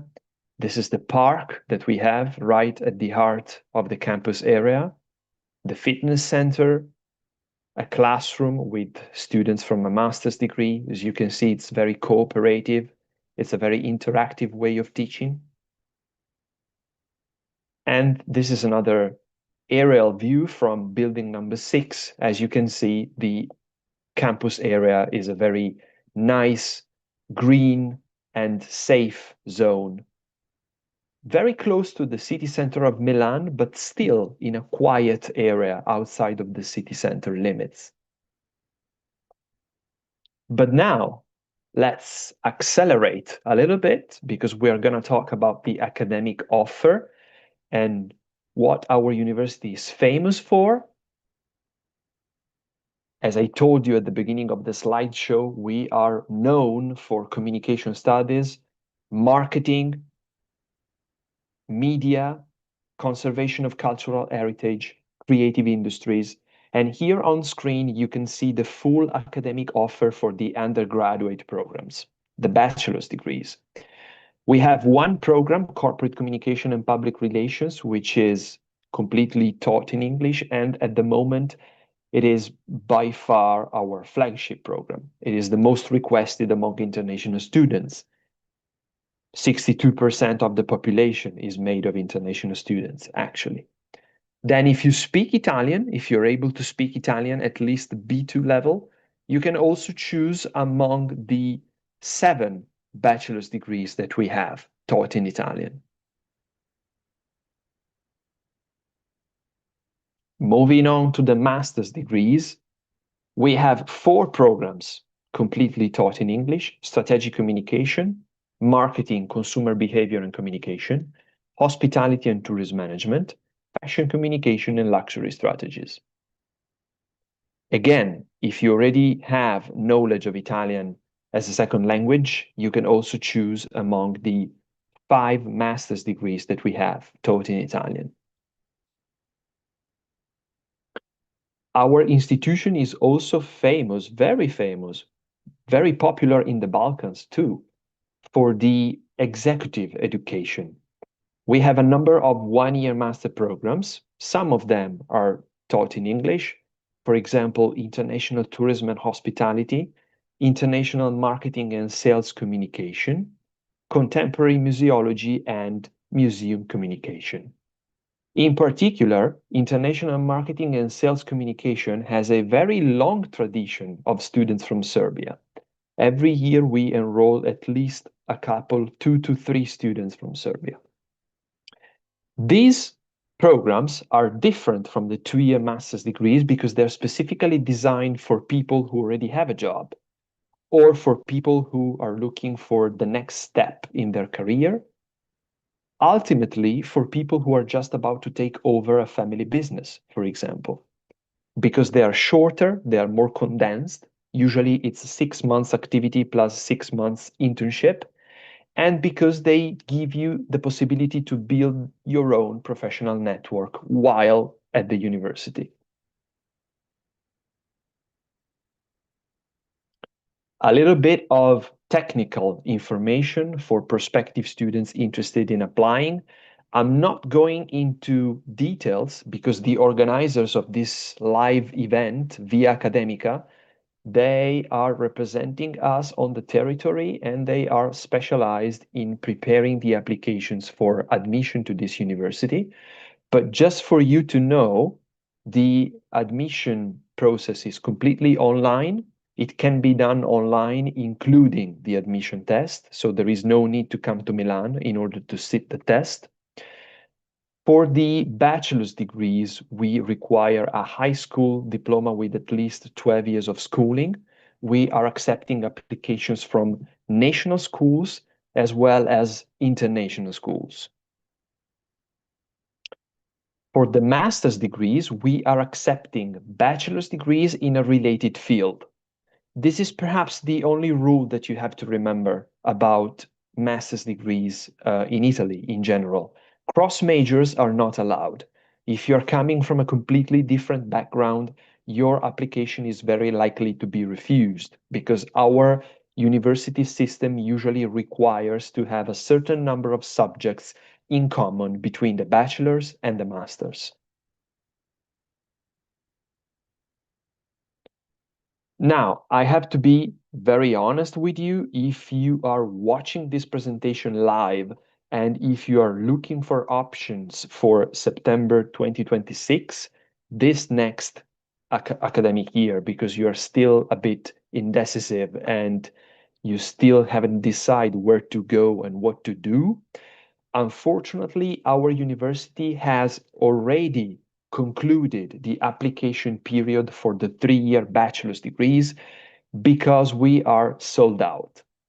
Our bachelor's degree of corporate communication and public relations has just finished earlier this week the applications because we are already starting to place prospective students on a waiting list for September 2026. We had a huge number of applications, but generally speaking, the bachelor's degrees were a huge success for September 26. So unfortunately, we are not able to accommodate any other applications for the undergraduate programs towards September 26. On the contrary, if you're looking for options for your master studies, starting from September 26, there is still time for application until the end of April and possibly also extending into May. So if you're interested, get in touch with the Academica because we have interesting opportunities for you. Just to begin with the 4 master's degrees completely taught in English that we have. The academic year is, of course, divided into 2 semesters. The first semester is starting in late September, and the second semester is starting in mid-February 2027. Here on screen, we have the tuition fees, the updated tuition fees for our bachelor's and master's degrees, 2-year master's degrees. Bachelor's degrees have a tuition fee of 9,300 euros per year, while the 2-year masters have a tuition fee of 10,800 per year. You can also see a breakdown of the 3 installments. Fees are administered into 3 installments. The first installment is to be paid when you confirm the place at the university. Second one is to be paid in December, and the third one in March. The breakdown that you can see on screen is referred to the undergraduate programs.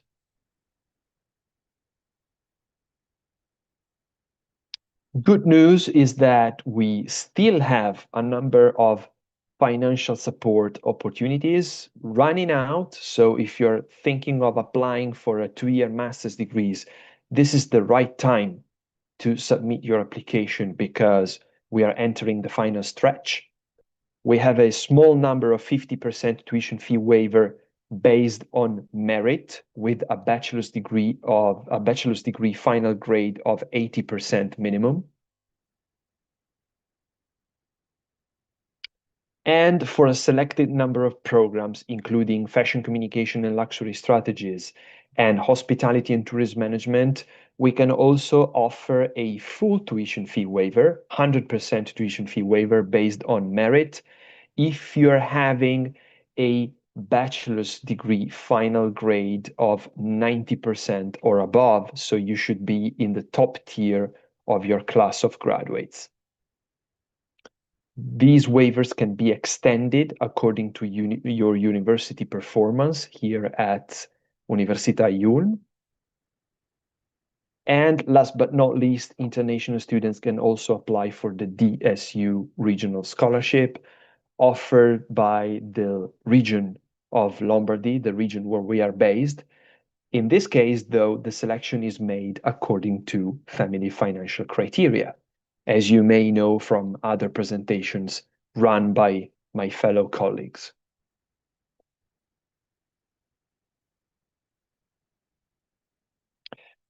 Last but not least, I'm going to show you this slide because our university is able to offer on-campus accommodation to international students. I'm showing you this slide for information purposes only because unfortunately for September 26, our on-campus accommodation is currently sold out. So this is just to let you know in case you're interested in applying for the 2027, so for the next intake available, our university does offer on-campus accommodation in a very nice facility just 5 minutes away on foot from your classes with a special rate of roughly 500 euros per month, which is pretty convenient. Rooms are usually assigned according to first come, first served criteria and also according to merit criteria, taking into consideration the projected GPA from your previous level of education. Many alternative solutions are available. Needless to say, you can always find accommodation on your own, relying on the many agencies, trusted agencies working in Milan, or you can submit your application for the standard call for on-campus accommodation based on family income and merit. Selection criteria is pretty similar to the one used for the DSU regional scholarship, and the documents are pretty much the same.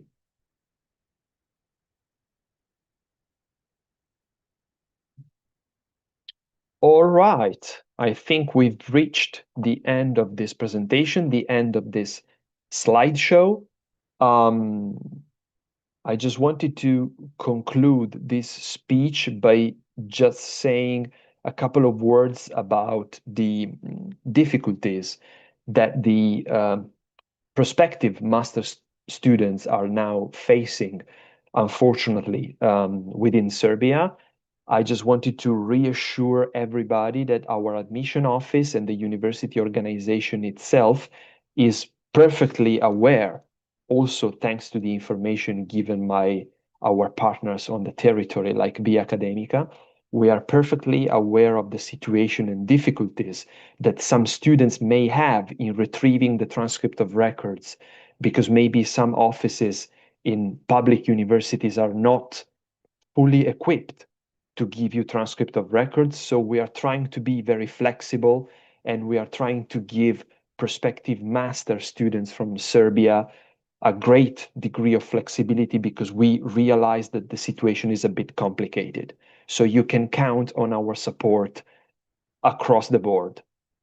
Thank you very much, Alexandra. Over to you. Thank you so much, Alberto, for all the details when it comes to the ILM University. However, we received a couple of questions, and being aware of time that we only have 2 minutes, I'll just ask one actually, and that one is asking about the entry admission test. So are there any preparatory materials for it?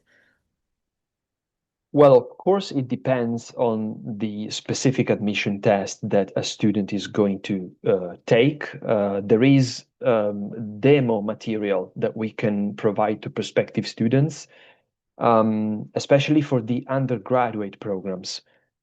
Generally speaking, the test for the undergraduate programs is an online test with multiple choice questions. And we can have some demo papers from past editions of the test.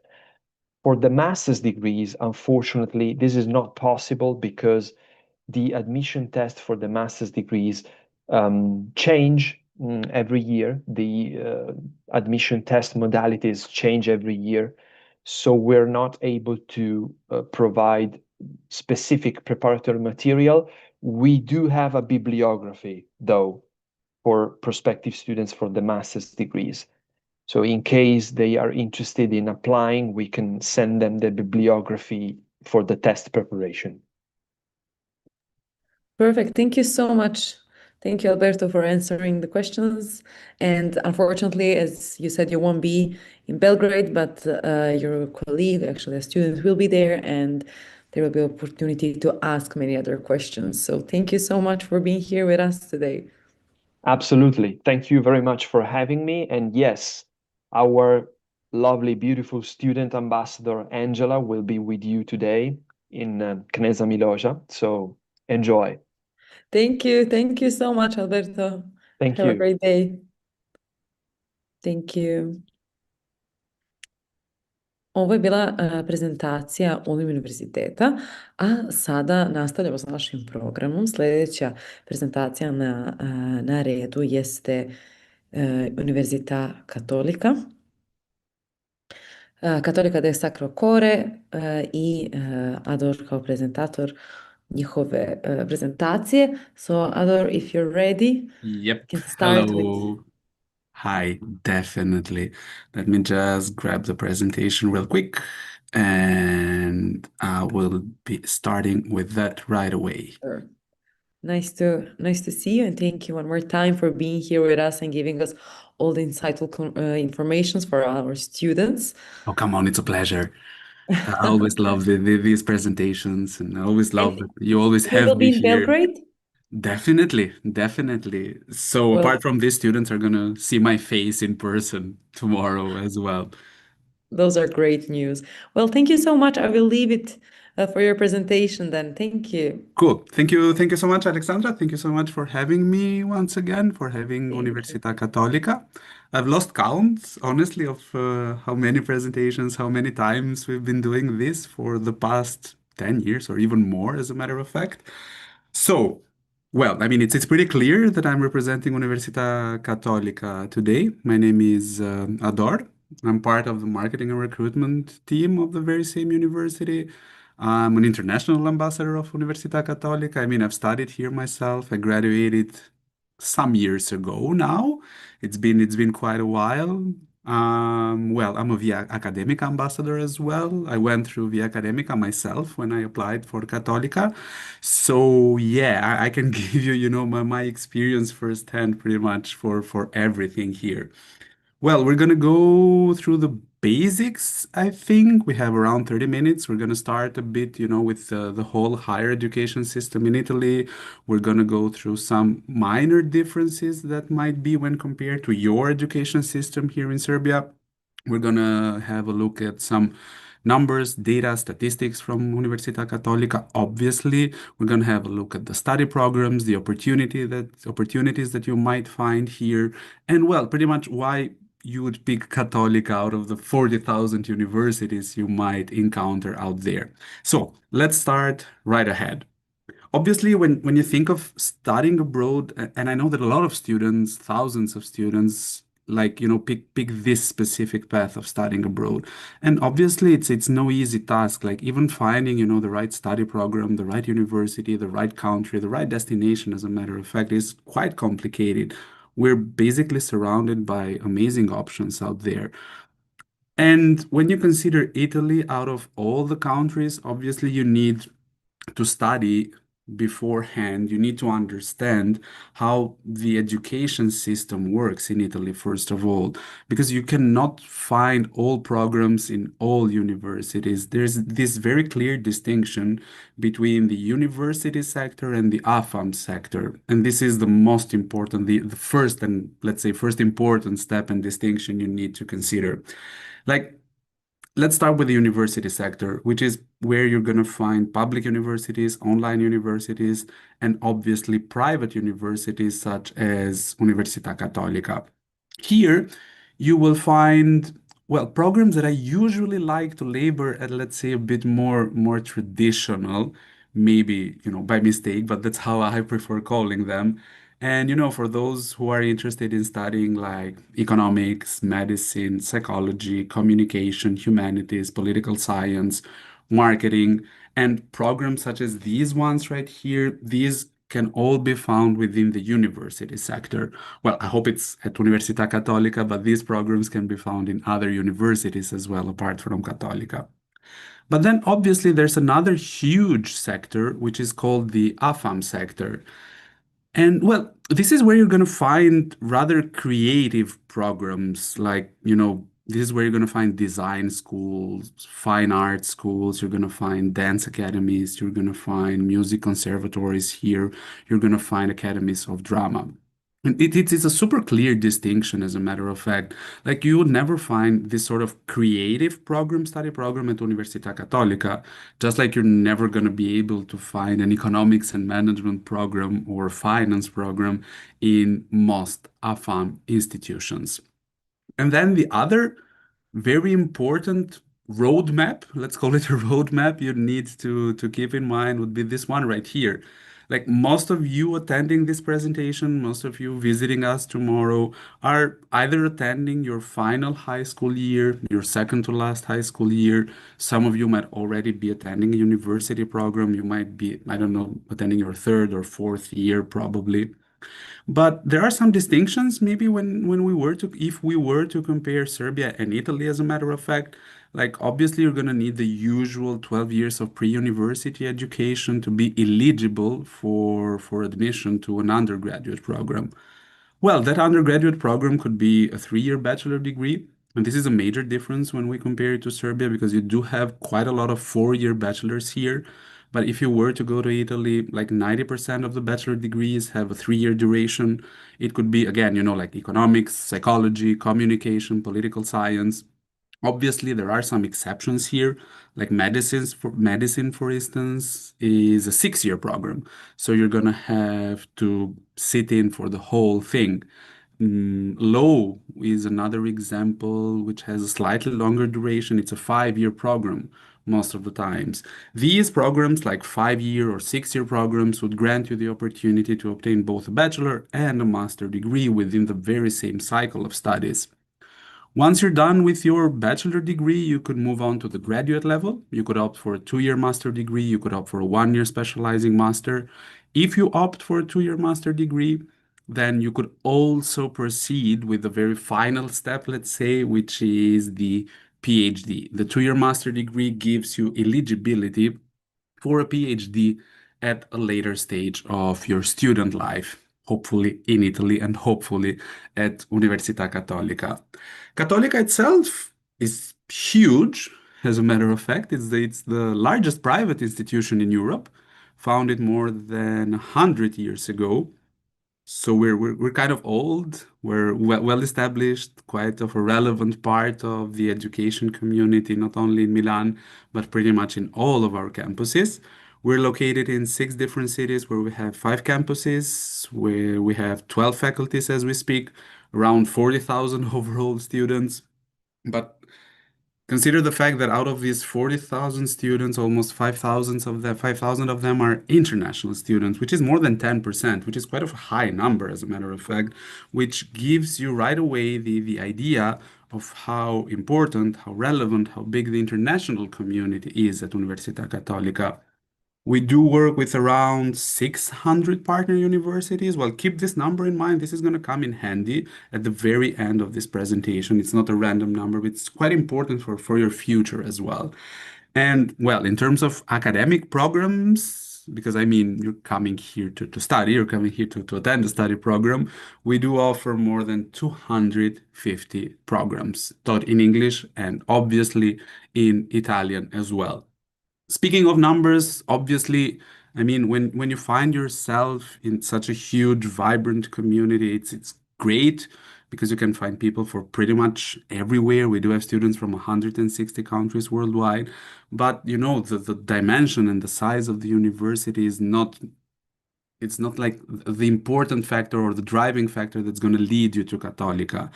And some numbers are obviously way more important and way more relevant when compared to others.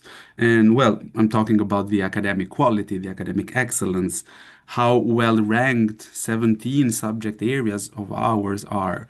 If you were to pick psychology, for example, you would be studying psychology at one of the top 150 universities worldwide. Same logic would be applicable to agriculture and food related programs. If you were to consider, for example, economics, you would be studying economics at one of the top 250 universities worldwide. And again, same logic would be applicable to different subject areas, let's say medicine, communication and media studies, management studies as well. However, and we go back to the whole, some numbers and some data and some statistics are way more important than others, sorry.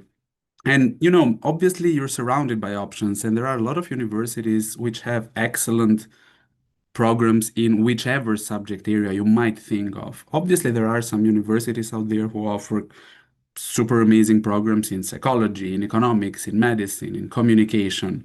However, whenever your families or whenever yourselves are thinking of studying abroad, you're going to put a lot of effort into it. You're going to put some time into it. I mean, you're going to be in Italy and hopefully in Cattolica from a year up to 6 years. So that's a lot of time, a lot of effort, a lot of energy, and obviously some money into it. There's a financial component as well, which is quite important for you or your families. And I mean, as you should, you would expect something in return. You would expect, your families would expect some return on their investment. And when it comes to the return on your investment, Università Cattolica has a 93% rate of occupation within the first year of graduation. We're among the top 5 universities in Italy when it comes to employer reputation. Out of those 40,000 students of ours, 18,000 of them are attending an internship as we speak. We do publish around 13,000 internships and job opportunities each year through our channels, through our own platforms. We do have several career days across all of our campuses. And I'm not going to go into the 25,000 partner companies of Università Cattolica. That would be pretty much impossible. I would need like 30,000 presentations for that. But just for you to have an idea of how well established our network of partners is, just go ahead and have a look yourself at the logos that I've inserted in this slide right here. And this is pretty much where our students end up once they graduate at Università Cattolica. Speaking of graduation, which is, well, obviously the final step of your study program, but let's jump a bit on where you might end up studying if you were to pick Università Cattolica. Well, we're located in 6 different cities where we have 5 campuses. You start with Milan, Brescia, Piacenza, Cremona, Rome, and our latest addition, which is Bolzano, super close to the Austrian border. Well, it's not like we had this huge map. We had the map of the country, and we started throwing darts and, let's build a campus here and let's just randomly build campuses across the country.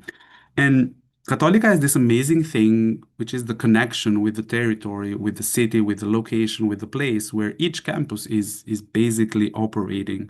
Like take Milan, for instance, and Brescia as well, as a matter of fact, both located in the richest region of Italy. We're talking about a region which contributes up to a quarter of the country's GDP.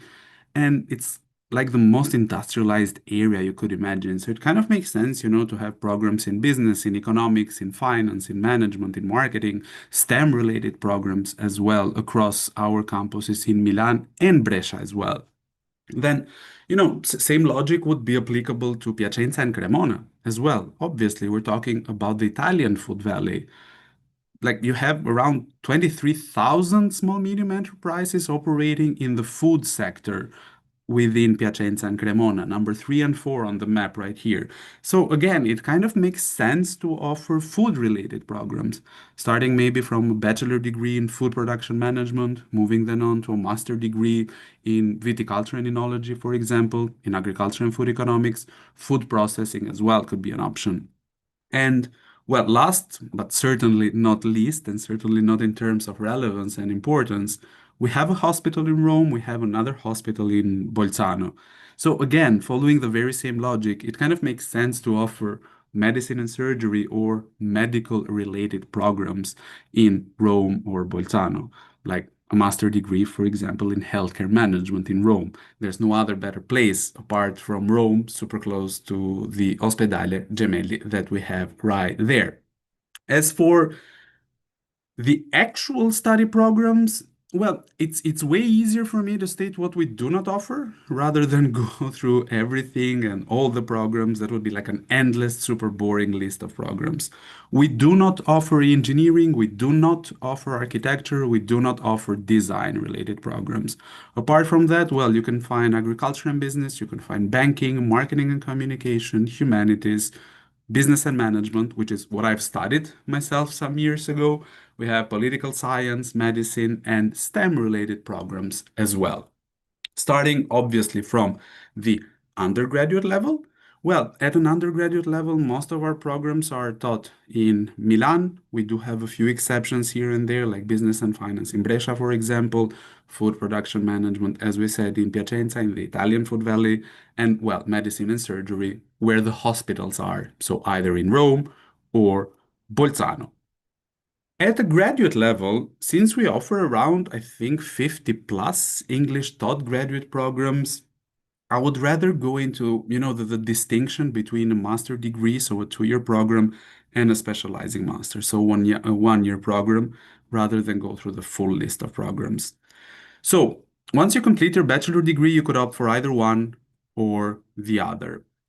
And apart from duration, which is a pretty obvious difference, there are some other distinctions which are rather related to the structure, the content, and the entry requirements of these programs. If you were to pick a 2-year master degree, well, you would be looking at a program which is highly focused on academics, and it would give you the opportunity of attending some advanced training in highly specialized areas. And it gives you access to a PhD at a later stage. It's a 2-year program. That's a huge workload that you need to consider. And entry requirements wise, the 2-year master degree must be similar to what you are currently studying or what you have already studied during your bachelor studies. So, for example, with all due respect, banking and finance student would never be admitted into a psychology master degree, for example, or vice versa, as a matter of fact. So the 2-year master degree should be considered as, let's say, the natural continuation of what you are currently studying or what you have already studied. And that's when the 1-year master comes in handy. The 1-year master offers the opportunity to students to also switch careers, to also apply and consider something different from their bachelor studies.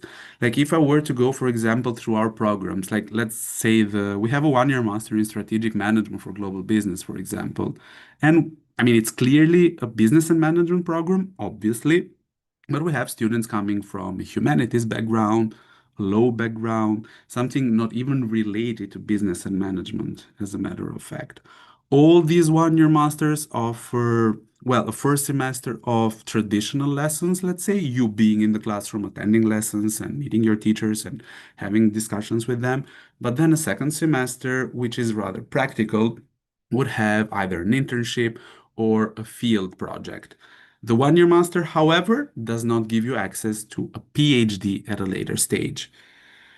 And there are no rights and wrongs. Obviously, I've done them both, and truly, I wouldn't know which one to suggest to everyone. There's no, one size fits everyone. It really depends on your objectives, on how much time you'd want to spend in Italy, what you might want to do after graduating, how much money, obviously, you might want to invest in your education. These are the actual factors that would lead you into picking either a 1-year or a 2-year study program.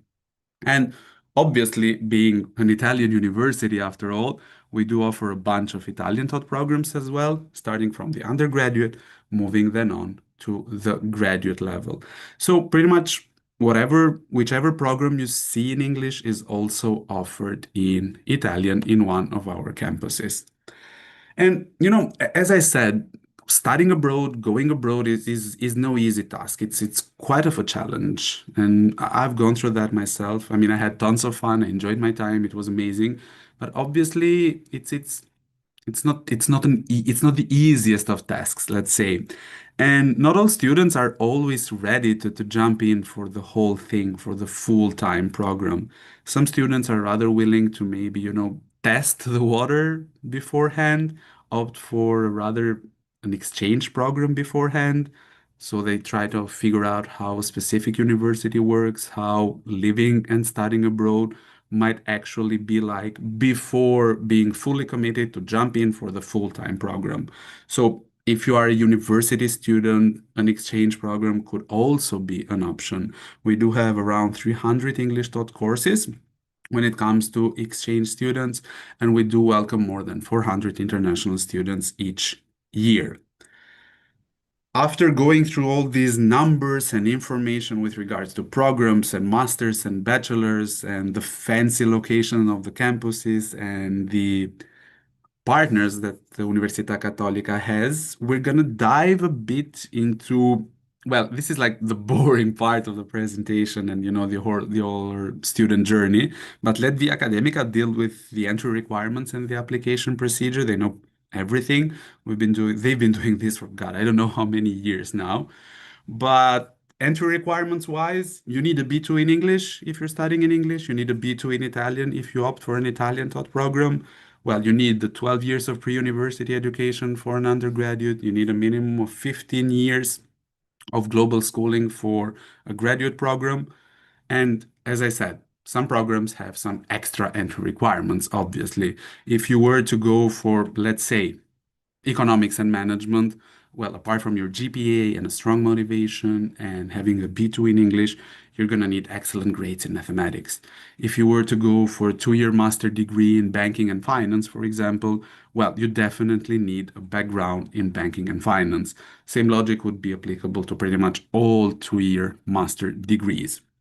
As we speak, applications are closed for most of our undergraduate programs. They are still open for few 3-year bachelor degrees like criminology, food production management, international business management, and medicine and surgery in Bolzano. Applications are open, I think, for all of our graduate programs, be it a 2-year master degree or a 1-year master. Do not even try to memorize all these numbers and all these dates. It's pretty much impossible. You can find everything up to date in our website. You can go ahead and call your counselor at Via Academica to get any updates or any extra rounds. Any applications may be closing a bit sooner because of the huge number of applicants that we receive each year. We went through let's say, the admission process, the location of the university, what the university has to offer. Now let's talk a bit about the investment that would be required from your side should you decide to study at Università Cattolica. If you were to consider a 3-year bachelor degree, you have a full tuition fee of 8,800 euros per year, which can be discounted at the moment of the application through the international scholarship. Well, if granted, you're going to get a discount of around 30%, giving you a final yearly tuition fee of 5,900 euros. Same logic would be applicable to 2-year master degrees. You start with a full fee of 9,300 and you end up, should you be granted the scholarship, with a tuition fee of 6,400 euros. Medicine and surgery has a flat fee of 18,000 euros per year. And if you were to consider a 1-year master, it's going to depend on the program, pretty much, as simple as that. It will go from 5 to 14,000 euros for the duration of the program. 1-year masters also offer partial merit-based scholarships, which could grant you a discount, which is generally from 30 up to, in some cases, 50% of that tuition fee. And this is a personal advice of mine now, so forget about the whole Cattolica context. Consider this as an international student advice now. Wherever you might end up, I surely hope it will be Università Cattolica, because it's amazing and quite of a vibrant community we have in Milan, in Rome, and in all of our campuses. But wherever you might end up, do not consider that place as your final destination. Do not consider that place as, the point of your arrival. Consider it as an amazing opportunity to also travel the rest of the world, to also experience other countries, other universities, other environments, other realities. And consider the fact that almost 3,000 students of ours do that each year.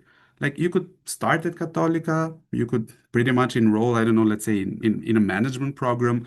You could opt for an exchange semester during the second year of the program. You could opt for, I don't know, even a foreign language course at a partner university of ours. You could opt for an internship abroad.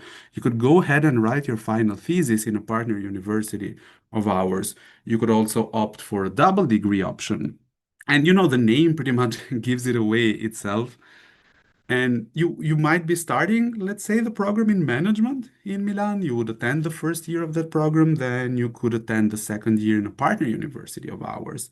And it's not obviously, you're going to get 2 degrees instead of one, which is amazing. Obviously, the academic component is quite important and quite relevant, but you could double the amount of soft skills that you would be obtaining. You would be experiencing 2 countries instead of one. You'd be experiencing 2 completely different universities instead of Università Cattolica only.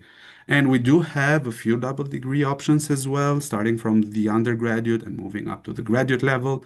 Like, for example, you could opt for a double degree in business and finance, a double degree in banking and finance. That's another option. Food processing, you have global business management, and obviously management as well. You do not have to do it, but I think it's quite of an amazing opportunity for you to grab. Having said that, I'm gonna leave my not necessarily mine, but our international office's contacts right here. You can pretty much reach to us at any time, drop an email, drop a phone call. You can pretty much find all information in our website. If you want to give us a follow on our social channels and platforms, that would be highly appreciated as well. And I think I'm done for today. We're going to be at the Italian Institute of Culture tomorrow from noon. So hope to see you there as well. And thank you so much for paying attention to my presentation. Thank you. Thank you so much, Ador. Actually, we are having a couple of questions, and Sure thing. considering that we have only 4 minutes, I'll try to be quite fast and go straight forward to the questions. The first one is, what are the admission requirements for bachelor degree for psychology English taught program at Università Cattolica, and what are the application deadlines? So, B2 in English, pretty standard, I guess, and pretty obvious if the program is taught in English. And I always talk in bare minimums when it comes to the GPA. The bare minimum that we are willing to consider for admission is a 7.5 out of 10. Then there's an online interview with a professor of ours. You're going to have to prepare a motivation letter as well. And we're also going to have a look at your extracurricular activities through your CV. And if I can add like one final part to that, this is pretty much the very same procedure for most of our bachelor degrees. I mean, apart from the whole online interview, this is a pretty standard admission process. Then if you go for economics, we're going to have a look at your math grades as well, for example. But this is a pretty standard, procedure. Okay. And we have another question, and that is, can I apply for a merit-based scholarship at the first year of a bachelor's at Università of Cattolica? I finished high school in Serbia, but I own Italian residency. So yeah, that's quite of a question, as a matter of fact. So the tuition fee and the scholarship opportunities do not depend on where you're from, but where your family pays taxes. So if your family pays taxes in Italy, the tuition fee will depend on your family's income, and there are no merit-based scholarships available. And the tuition fee could range from around 3,000 to 12,000 euros, if I'm not mistaken now. If your family pays taxes in a European country, which is not Italy, again, there are no merit-based scholarships, but you're going to have a flat tuition fee, which is around 6,000 euros something. Okay, quite clear. And one last question, and there is, what are there university dormitories options available in Milan? Also, are they included in University of Cattolica? So you should not expect like a traditional dorm, like an American style dorm within the campus itself. We do have some room availability within the city. I'm not talking about unlimited availability, obviously. That's an option. International students do apply for that housing option as well. However, do not consider it as your safety net. Consider it as an option. always have a plan B as well. And if you were to go through the website, this one right here, you can find, well, what I just mentioned, obviously, but the plan B, plan C, and plan D as well, all listed in the website. Perfect. Thank you so much. Thank you so much. We're going to see each other Cool. tomorrow. Thank you. You're very Thank welcome. you. Have a nice day and see you tomorrow. See you tomorrow. Thank you one more time. Bye-bye. Ciao. Bye bye. Ciao. Grazie. Ovo je bio Ador sa njihovom prezentacijom o Katolika univerzitetu. A kao što je rekao, bit će sutra u Beogradu i imat ćete mogućnost da pitate sva pitanja koje vas budu interesovali. A sada prelazimo na sledeću prezentaciju i to je Sapienza University of Rome sa njihovom predstavnicom Daniela Astolfi. Daniela, Hi. hello. Hi, good afternoon. Can you hear me? Yes, we can hear you and we can see you quite well. Thank you one more time for joining us. Thank you for organizing these events. Thank you so much. I'll share my screen and so you can Yes, tell me please. if everything works well. Yes, Um, take your time. yes. Thank you. Because I have a Canva presentation and hopefully it will work. For sure it will. Okay. Yes. Please confirm if you can Yes. see. Okay, right. Yes, So we do see it. Thank you. shall I start? Yes, please. Okay, so first of all, welcome virtually, but welcome everyone. Before starting with our presentation and of course introducing Sapienza University, I would like to introduce Rome, as we are located in Rome, just in the heart of Italy. So please come with me and see and visit Rome. So that's the first. I hope you can hear the music as well. No, actually, we cannot hear the music, but we can see quite a beautiful video of City of Rome. And I will comment it for you because this video has been realized by a former international student who took his experience as a master's student in Rome. And at the very end of his degree, he just dedicated this video to our staff. So that's like his experience in a nutshell. So how he experienced the life in Rome and being a student in our university. So, of course, we can see some like very popular and well-known places like Colosseum, etc. So I'm sure you all know these buildings. So perish out of empty visions. The Vatican, of course. Scriptures taught, respect is raised and bold. And the Pantheon. So let's say that is how the student described his experience as an international student in Rome. But now let's talk about Sapienza University. So Sapienza is highly international. It is the largest university in Europe. That's why we are so international, because we really welcome students from all over the world, obviously including Serbia. It is a highly ranked university. Just a couple of days ago, we received a confirmation that we are in first position for classics and ancient history for the 6th year. So, I mean, it's quite, we are very proud of it. It's multidisciplinary, which is also very important because the students can really find a lot of programs, both at bachelor and master.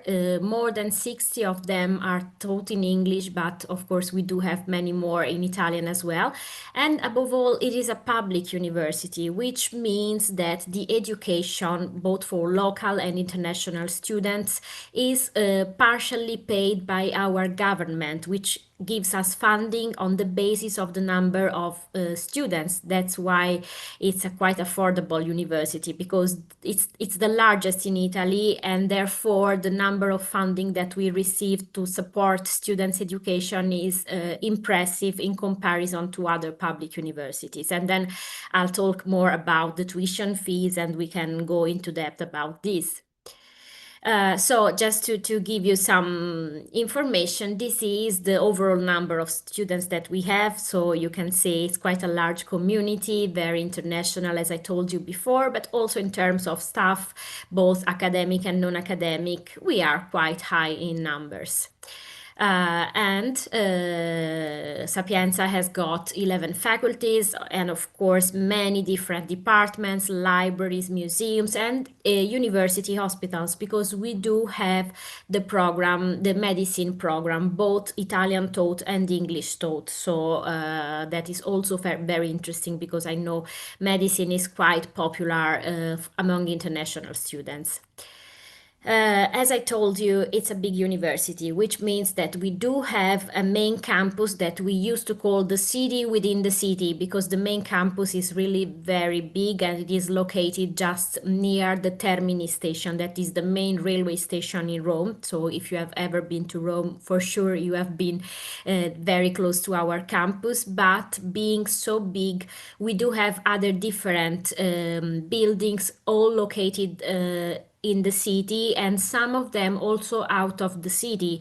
A couple of campuses are in Latina and Rieti, which are two smaller cities not so far from Rome, let's say 1 hour, 1 hour and a half by train, so it's still affordable.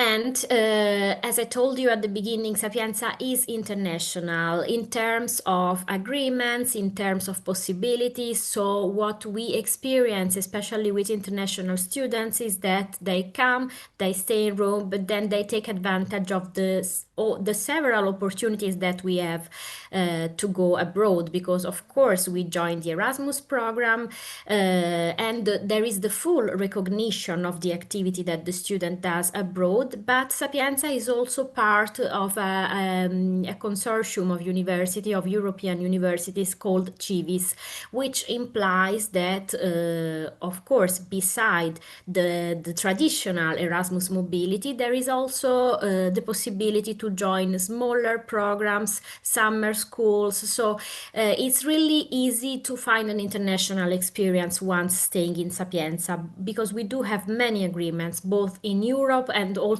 outside Europe. So it's really exciting, and students can really move a lot around to see how the life is in other universities as well.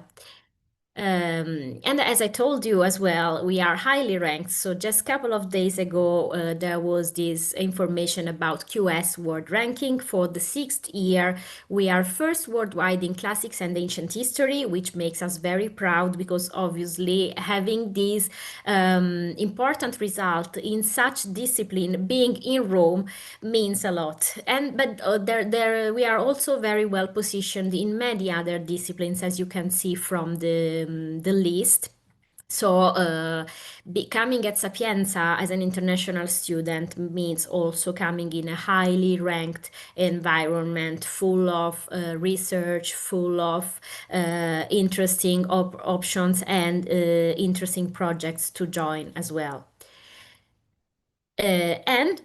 Regarding this, we also have a long list of Nobel Prizes, especially in the physics department. The one you are seeing is the last one that we had in 2021, Professor Giorgio Parisi. You can see the day he was awarded the Nobel Prize, and there was this celebration just out of his office, because we were all obviously surprised, but also proud. And Professor Parisi used to say, if I have seen further, it is by standing on the shoulders of giants. He was quoting Isaac Newton. And so, I mean, our wish for the international students is that you stand on the shoulders of your future giants, so your professors that you will meet at Sapienza, to have an excellent career. You can see, I mean, the list of our Nobel Prizes is really impressive, and therefore, that is my wish for all the new applicants to become very important in terms of academic results and research.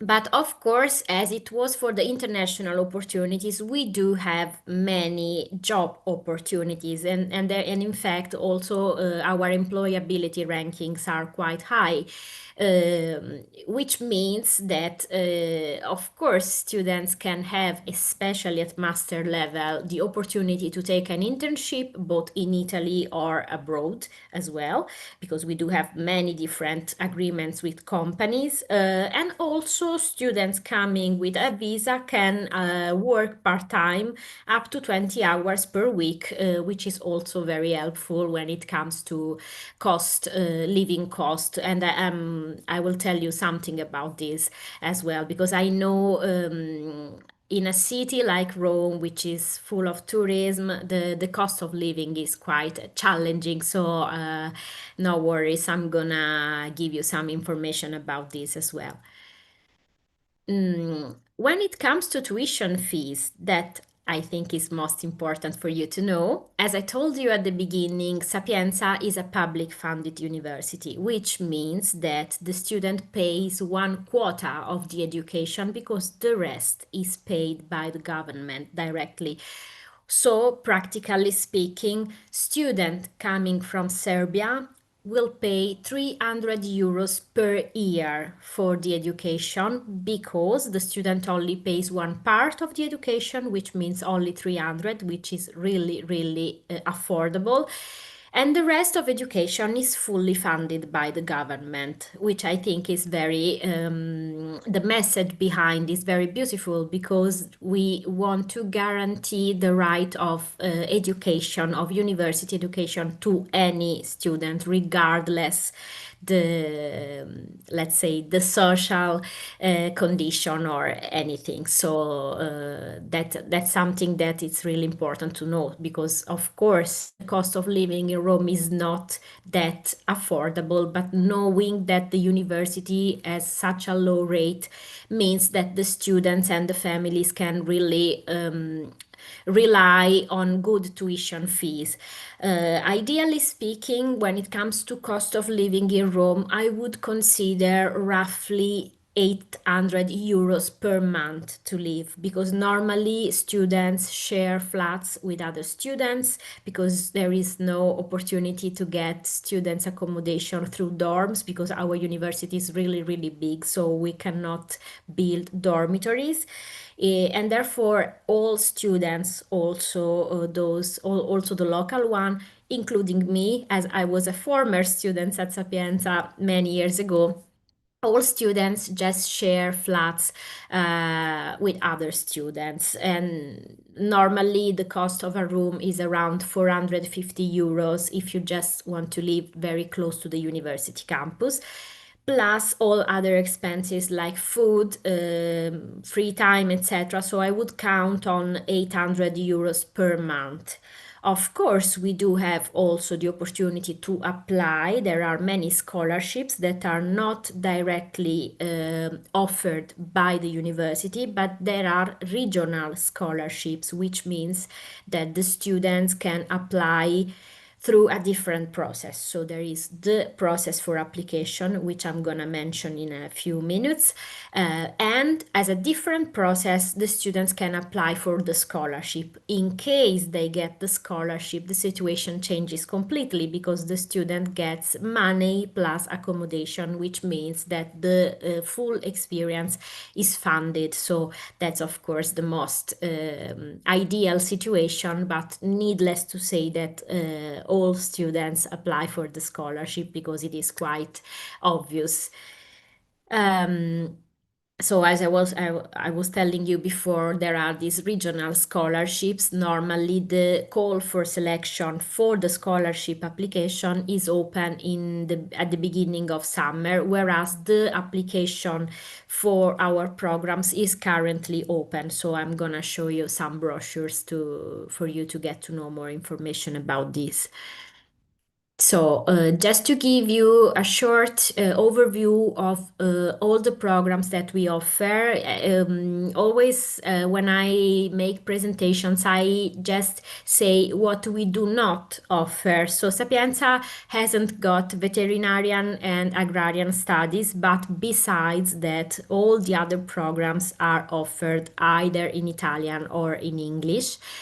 And we do have also a foundation year for those students who are not willing to start university immediately after high school. So they take one gap year to to find their way to learn the disciplines better, to learn Italian. So that's another option that we do have in case students are not willing to apply directly to university. And the foundation year is a special program, so the cost is 5,000 euros because it's not a regular program, but it's a special program, especially dedicated to those students who do not have the 12th year of education, but also to the students who are willing to stop and understand better what to do for their future career.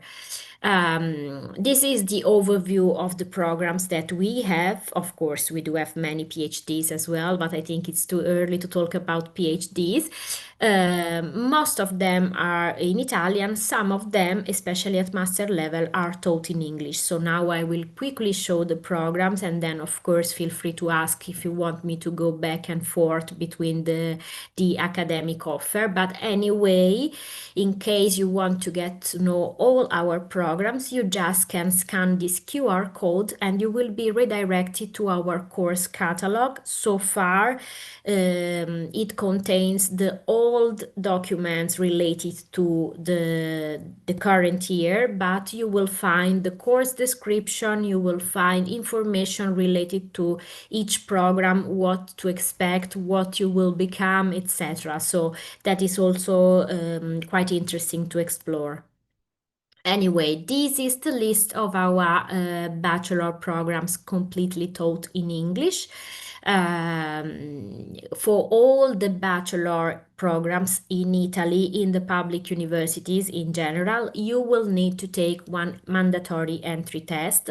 That is either the SIT or the TOLC or the CENT or the TOLC HUM, that is a brand new test only for those who are willing to study in the humanities field. And this is the list of our master program. I tried to make smaller groups according to the overall discipline. So these ones are under the architecture and design field. Then we do have the arts and humanities, the business, law, and social sciences as well. So all these courses are fully taught in English. Of course, we do have the medicine, psychology, and life sciences program. In this list, just you will find the medicine and dentistry. Actually, they are not master programs, but according to the Italian system, they are full degrees, 6 years single cycle, which means that you start and then you will not stop through bachelor and master, but it is a 6-year degree. But I'm sure that you all know, because the Italian system, both for public and private universities, stands the same rule. So this is just the exception for the medicine and dentistry field. And then we have a long list of programs taught in English under the engineering field. That's probably the major discipline that we have in English. I'm just showing you, but of course I will share the list, and it is also in the course catalog that I shared through the QR code a few minutes ago. How to apply? When it comes to the application for the English taught programs, so far the application is open through a pre-selection. We do have a pre-selection portal that is called Move In, and it's currently open and it will remain open until mid-May, although I do not suggest to wait until the very end to submit the application because, as you know, the sooner the better. So first step for the English taught programs is to apply through the Move In portal. You will see that the application is a step-by-step process, so it's quite easy once you log in just to put on all your data, which means either you are applying for bachelor or master, you have to upload information on your previous education, either high school or bachelor, of course your documents such as passport, etc. And then any other relevant information that can be used to support your application. For example, if you have had any working experience, any seminar, any recommendation letter, these documents are of course not mandatory, but if you have some of these documents, they are highly welcomed. Other than that, you are expected to show your English language knowledge through an official language certificate. So either IELTS, TOEFL, Cambridge, etc. So these are the accepted language certificates, and this is mandatory upon application. In case of bachelor, all these documents also need to be supported by the mandatory entry test that changes according to the program you are applying to. Once you apply through the Move In, there will be an evaluation process in 2 steps, an administrative evaluation plus an academic evaluation. In case you get pre-accepted, you will get an official pre-acceptance letter, which means that you have in your hands the letter that allows you to go further in the process. I told you Italy is a very bureaucratic country, which means that for each program there will be an official document stating officially how to apply, under which deadlines. The document is the call for application. In Italian, it's named Bando di selezione. And this document, and you can apply through the call for selection only in case you have had the pre-acceptance through the Move In portal. So imagining all the process, the first step is the Move In. Then in case of pre-acceptance, with the pre-acceptance in your hands, you can pass through the selection through the call for application. And in addition to that, you will need to apply through the Università portal to get the student's visa to enter Italy. So that's why I told you not to wait until the very end, because of course there is a lot of paperwork to do, but the sooner the better, so that ideally speaking, you will be able to be in Rome by the end of September, because normally all classes start in the beginning of October. So let's say it's a long process, but it's absolutely feasible. And of course, everything I told you, including the list of programs, the whole process, a demo video on how to apply, is in the page uniroma1.it/admission, and in this QR code, where you will find the up-to-date information regarding everything. So how to apply, the deadlines. In the download sections, you will find a lot of interesting documents related on the course program descriptions, the specific requirements for each program, the academic coordinator contact details in case you want to have academic technical information related to some programs. So feel free to search in the page, because you will really find an answer to all your questions, trust me. But since we are also in love with our students' life, we follow them through the social pages. So feel free to follow our social pages. This one, the first one is the main one, so you will find a lot of posts in Italian. This one is mostly connected to the international students, so feel free to follow them because we like to see how the student life in Sapienza is. So I think my presentation is over. Of course, feel free to ask to contact me by email. This is the email address is recruitment is the email address of the unit in charge for pre-selection. This one, the second one, is mostly related to the enrollment process. So which means that you may be already one step forward in the application. And of course, this is also my personal email address in case you have specific queries. And I leave you with a final video of our campus from the drone. So you see, this is the main campus. This is the rectorate building. And this statue that I'm pointing with the mouse is the Minerva statue, which is the statue representing our university and representing wiseness. There is a joke among students, according to which all students enrolled at Sapienza shouldn't look into these statues' eyes because otherwise you won't graduate. So if you come to Sapienza, don't forget about this important issue in order to get your degree.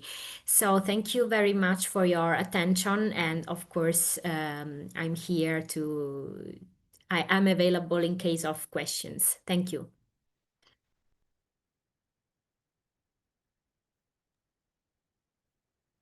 Danielle, thank you so much. I just wanted to add that actually I was also a student of Sapienza, and it was an amazing experience.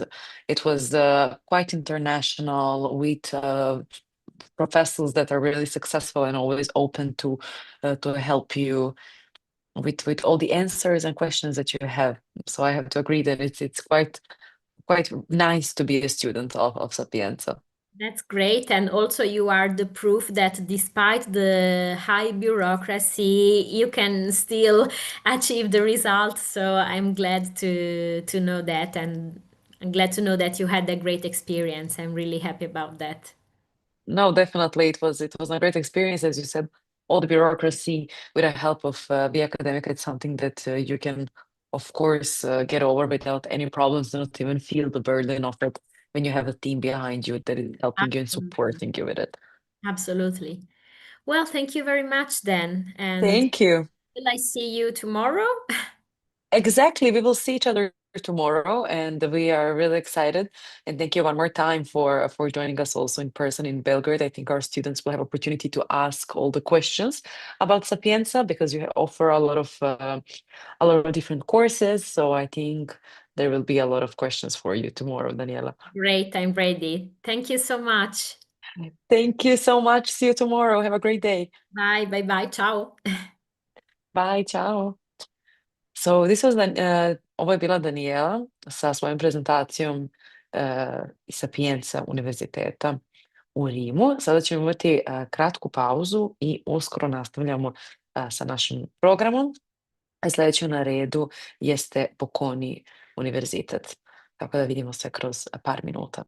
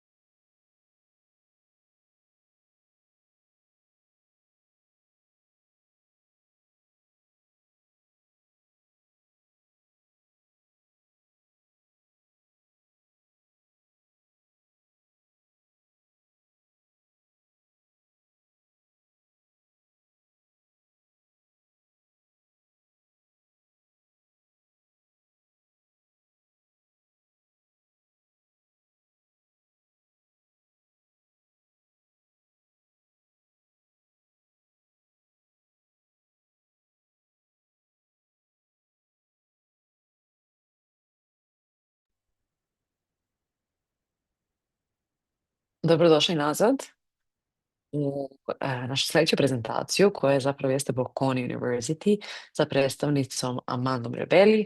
Ona će nam reći više o Bocconi univerzitetu, šta oni nude i imate mogućnost da postavite pitanja koje vas interesuju, tako da molim vas iskoristite chat, pitajte na sva pitanja koje vas interesuju, tako da Amanda može da vam odgovori odmah sada. Amanda, thank you so much for joining us. Hello, thank you for having me. Thank you for joining us. And just to start, we are waiting for your presentation, and we Yes, have a lot of people interested. So great. I guess there will be some questions for you after. Okay, great. So I'll share my screen, okay? Yes, please. Sure. Okay. And I will let you know if we can see So, everything clearly. okay, it should be this one. Let me check if it Yes, works. there it is. Do you see it since the beginning with Yes, we the do. video? Okay, great. Yes, So, perfect. okay, great. So, as Alexandra said during this brief introduction, today I will be introducing you to Bocconi University, and I'm part of the guidance and recruitment team for international students. And so feel free to ask any questions you might have at the end of the presentation. And FYI, due premise, I also studied at Bocconi, my bachelor and my master. So if there's any curiosity you have that is not in the presentation, I recommend asking anyways, because it's very likely that I can give you an answer. Okay, that being said, let's start with some history.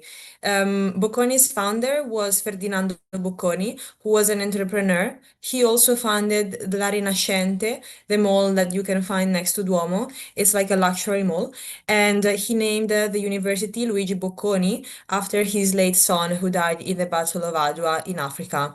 He was a pioneer in all the fields he was active in, starting from entrepreneurship to education. In 1902, he founded Bocconi University, and he offered the first degree in economics in Italy. In 1974, he also offered through Bocconi University the first exchange program, over 10 years before the Erasmus program offered by the European Union. So it was really ahead of his times. And in 2001, when most of the bachelor and master programs in Italy were still offered in Italian, the university started offering a bachelor degree in English. Bocconi today counts almost 16,000 students, and despite our main characteristic is that we offer business, economics, and law degrees. So 16,000 students only in these two faculties are really a huge number that's been growing and over throughout the years. As of now, we have over 5,000 international students enrolled, and 120 nationalities are represented on campus. Our top 5 countries in terms of international students are France, UK, Germany, Turkey, and USA. And as you can see from this percentage, from this statistic, 62% of international students are international in the first year class groups taught in English, so almost every class group. Here are some rankings for you, specifically from QS. And as you can see, we've been ranked between the top 10 universities and top 20 in some cases across marketing, econometrics, and finance. And so this supports and backs Bocconi's reputation and standing worldwide. Let's come to one of my favorite parts, the international network. Bocconi has 290 active partnership agreements with universities worldwide in every continent. And as you can start seeing from on the right side of the slide, in North and Latin America, we are partners with almost all the top universities in each area of each continent. And we also offer 37 joint and double degree programs. Here you have some other data about Europe, Africa, and Asia and Oceania. Employer relations, Bocconi has a very strong bond with many employers, and many of them are actually international employers. As of now, Bocconi students have been hired by a total of over 4,000 employers. So the range of employers you can choose from for your applications when it comes the time for that, it's very wide. And Bocconi also counts a very extensive network of alumni worldwide. And for instance, some Bocconi alumni, actually, now they are in senior positions in the companies they work in, but they recently funded an alumni chapter in Belgrade as well. So we are present here with our alumni, and this happens and this exists also in many more cities. And it's very nice because it's very common for Bocconi students and graduates to move abroad or to study abroad for a while or to work abroad for a while. And you might think, oh, I would like to move to Paris, but I don't know anyone. Well, where should I start, to get to know people? And what you can do is actually rely on the Paris Bocconi alumni chapter and meet them. So you can start building your network from people who have your same background. So with people you share something with. And I think that's beautiful. Speaking of career placement, here you see some of the main employers sliding down in alphabetical order, and some statistics show that over 90%, specifically 95% of students are employed 1 year after graduation. 77% are employed on graduation day, and 36% work abroad 1 year after graduation. Keep in mind that these statistics are usually built on master students, because in Europe it's very common to pursue a master degree program after the bachelor one, and students usually look for a full-time job. Most of the students look for a full-time job after the master because you can get even better opportunities. And this data is usually gathered from 2 years prior to the statistics. So now we are in 2026, so this data is from 2024, because once the students graduate, we need 1 year to pass by in order to gather the statistic of the 1 year after graduation employment. So we expect actually that the percentage of working abroad will be even higher in the next years. Let's come to the academics bachelors. As I anticipated, we cover many fields: management, finance, economics, data science, and maths for AI. This is relatively new because we are also shifting towards STEM fields, political science, and law. Here you have the detail of our programs, undergraduate programs, so 3-year bachelor programs. All bachelor programs, regardless the field, are 3-year long by Italian law. And as you can see, I'm very happy that we've almost fully shifted to full English taught programs. Only 3 programs are still offered also in Italian, but we have the equivalent in English as well. The only program that doesn't have an equivalent is the one in law, the 5-year long one, because that is the law degree in Italian law. So of course it's Italian law, it's written in Italian, and it's taught in Italian, but we do have a 3-year bachelor in global law. Okay, so how are the 3 years in the bachelor structured? The first year is for you guys to get the fundamentals of what you're studying. So you will be following compulsory courses. Everyone will have a computer science exam. Even if you study arts management, you will have a computer science exam, the first 4 languages exam, and a critical thinking seminar. This doesn't give you a grade. The Italian grading scale is out of 30 points, but this is some credits. It's just pass or fail. And it's usually 1-2 afternoons where you have to develop your critical thinkings, and at the end of which you have an exam, an in-class exam that is pass or fail. During the second year, you will be focusing on your studies. So for instance, if you chose arts management, finance, computer science, you will have more specialized courses. that are still compulsory. Okay, so the first 2 years you will follow compulsory courses. In the second year, you will also take the second foreign language exam and some soft skill seminars. The third year, personally my favorite one, is the year that you can customize. So according to your likings, you can select up to three elective courses. You can do an internship if you want to. You can go on exchange if you want to, and then you will conclude your 3 years with a thesis that here is called the final report. Both in the bachelor and in the master, the thesis can be done like by just, getting information that is still like available to the public. So maybe you just do some research on books, or you can also create new knowledge, building your own statistical models. So that's up to you.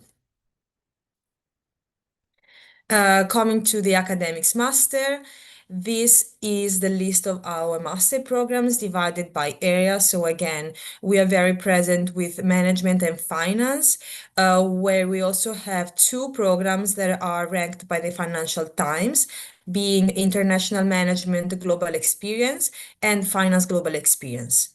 We also have economics and political science programs, STEM, like I said, and law. I would just like to spend a minute on these programs, because here you can see that some programs have the label double degree with Sciences Po, London School of Economics, or joint degree, or like in international management, you see some double degrees with ESSEC. These programs, where you see that the double degree is already written in the name of the program, they are built in collaboration with the said university. In this case is ESSEC, London School of Economics, and so on. And so students who get admitted in these programs know that they will spend the first year in Milan and the second year in the other university.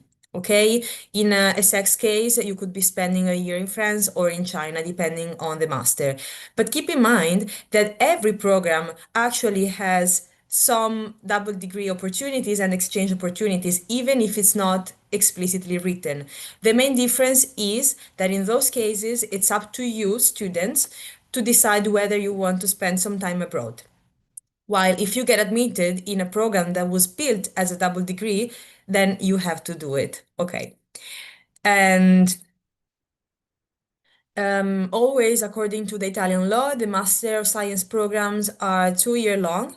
During the first year, you will be having compulsory courses, which are already quite specific to the master that you choose.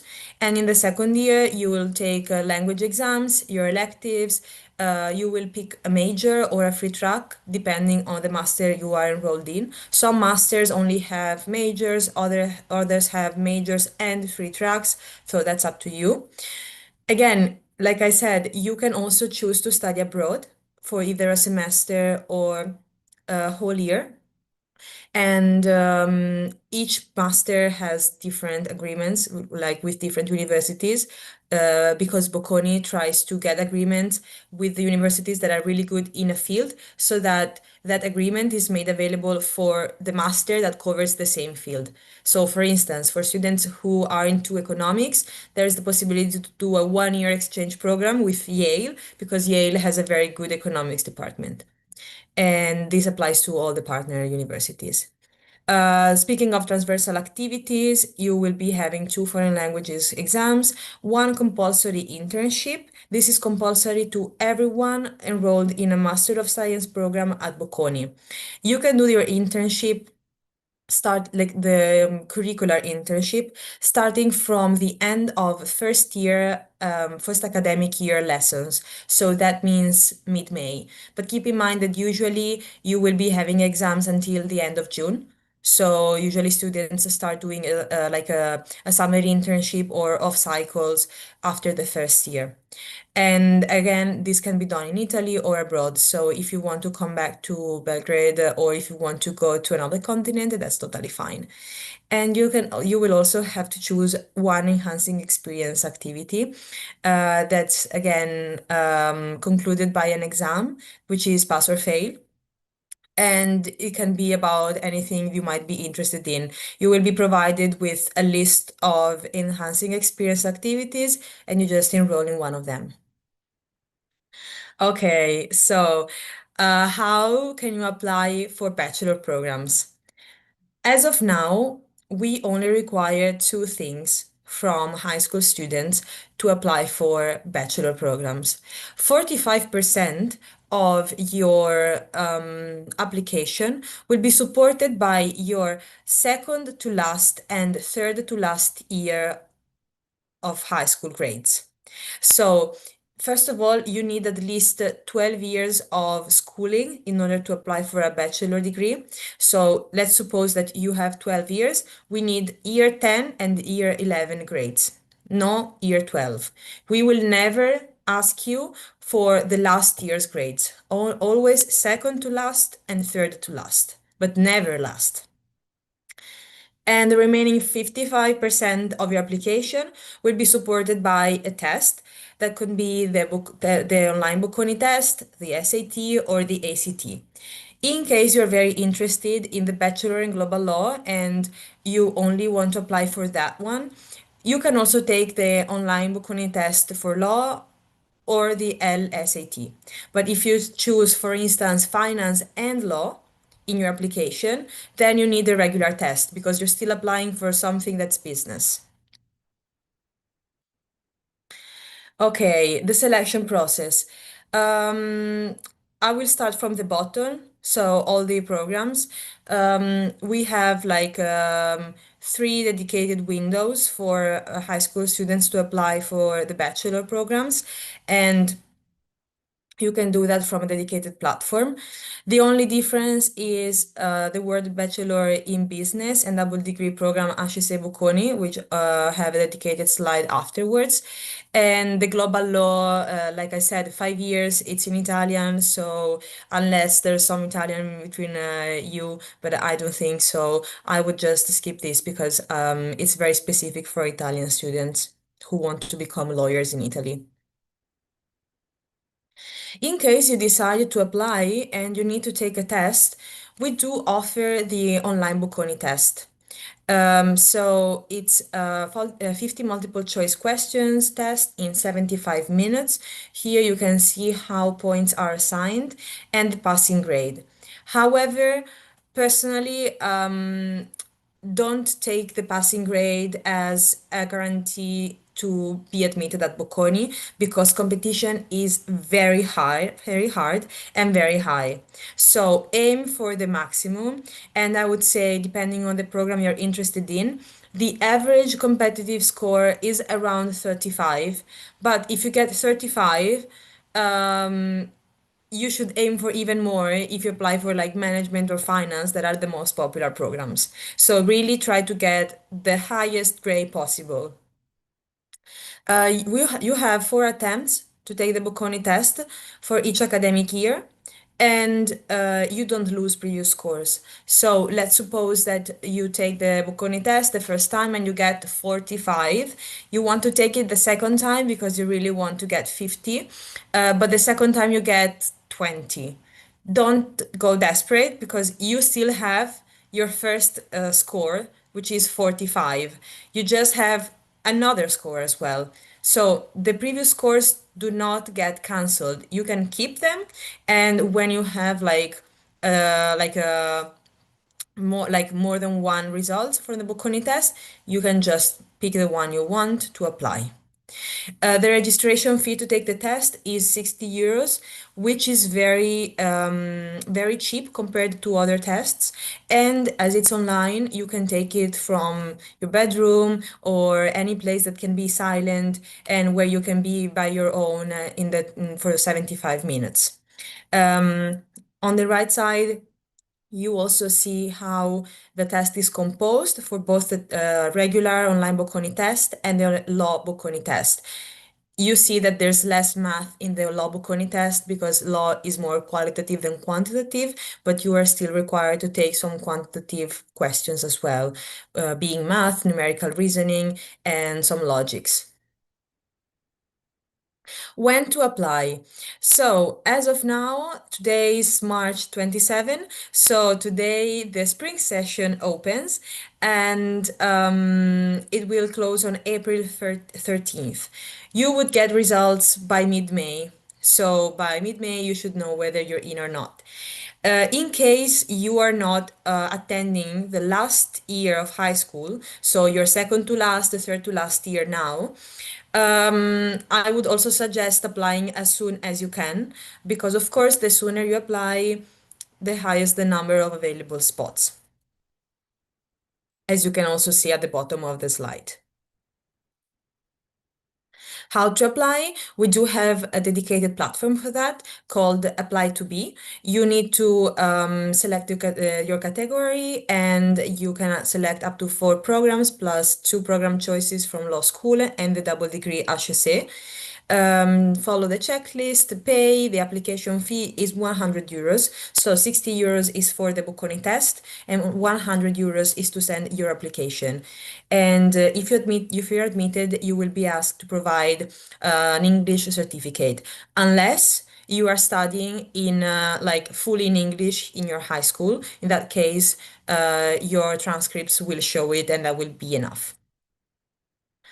How to get ready for the Bocconi test. For prospective bachelor students, we always recommend downloading this app called The Faculty, where you can take tests. It's free. You can download it from Google Play, App Store, anything you want, and you can just practice. So instead of like dumb scrolling, you can practice a little bit for the Bocconi test.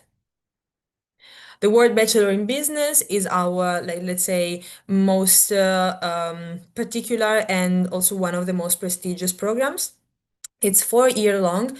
You will be studying in 3 countries, being the US, Italy, and China, and in 4 years. So you will spend 1 year in each country, and then the 4th year, it's up to you to choose. As you can see, the evaluation here is more comprehensive because there's 3 universities involved in this, and the application has to be done through Common App, that is the USA system to apply for universities, because the first year is spent in California. And also deadlines are different here. So there's only one round available that now is closed, but from August of this year, you can start applying. So you're still in time if you are doing your last year of high school to begin the World Bachelor in Business in 2026, 2027. Actually, this has to be updated. So you can use these dates as a proxy for this year and next year. So you can expect that in August 2026, the applications for 2027 intake will open again. This is a little overview of HEC Bocconi double degree.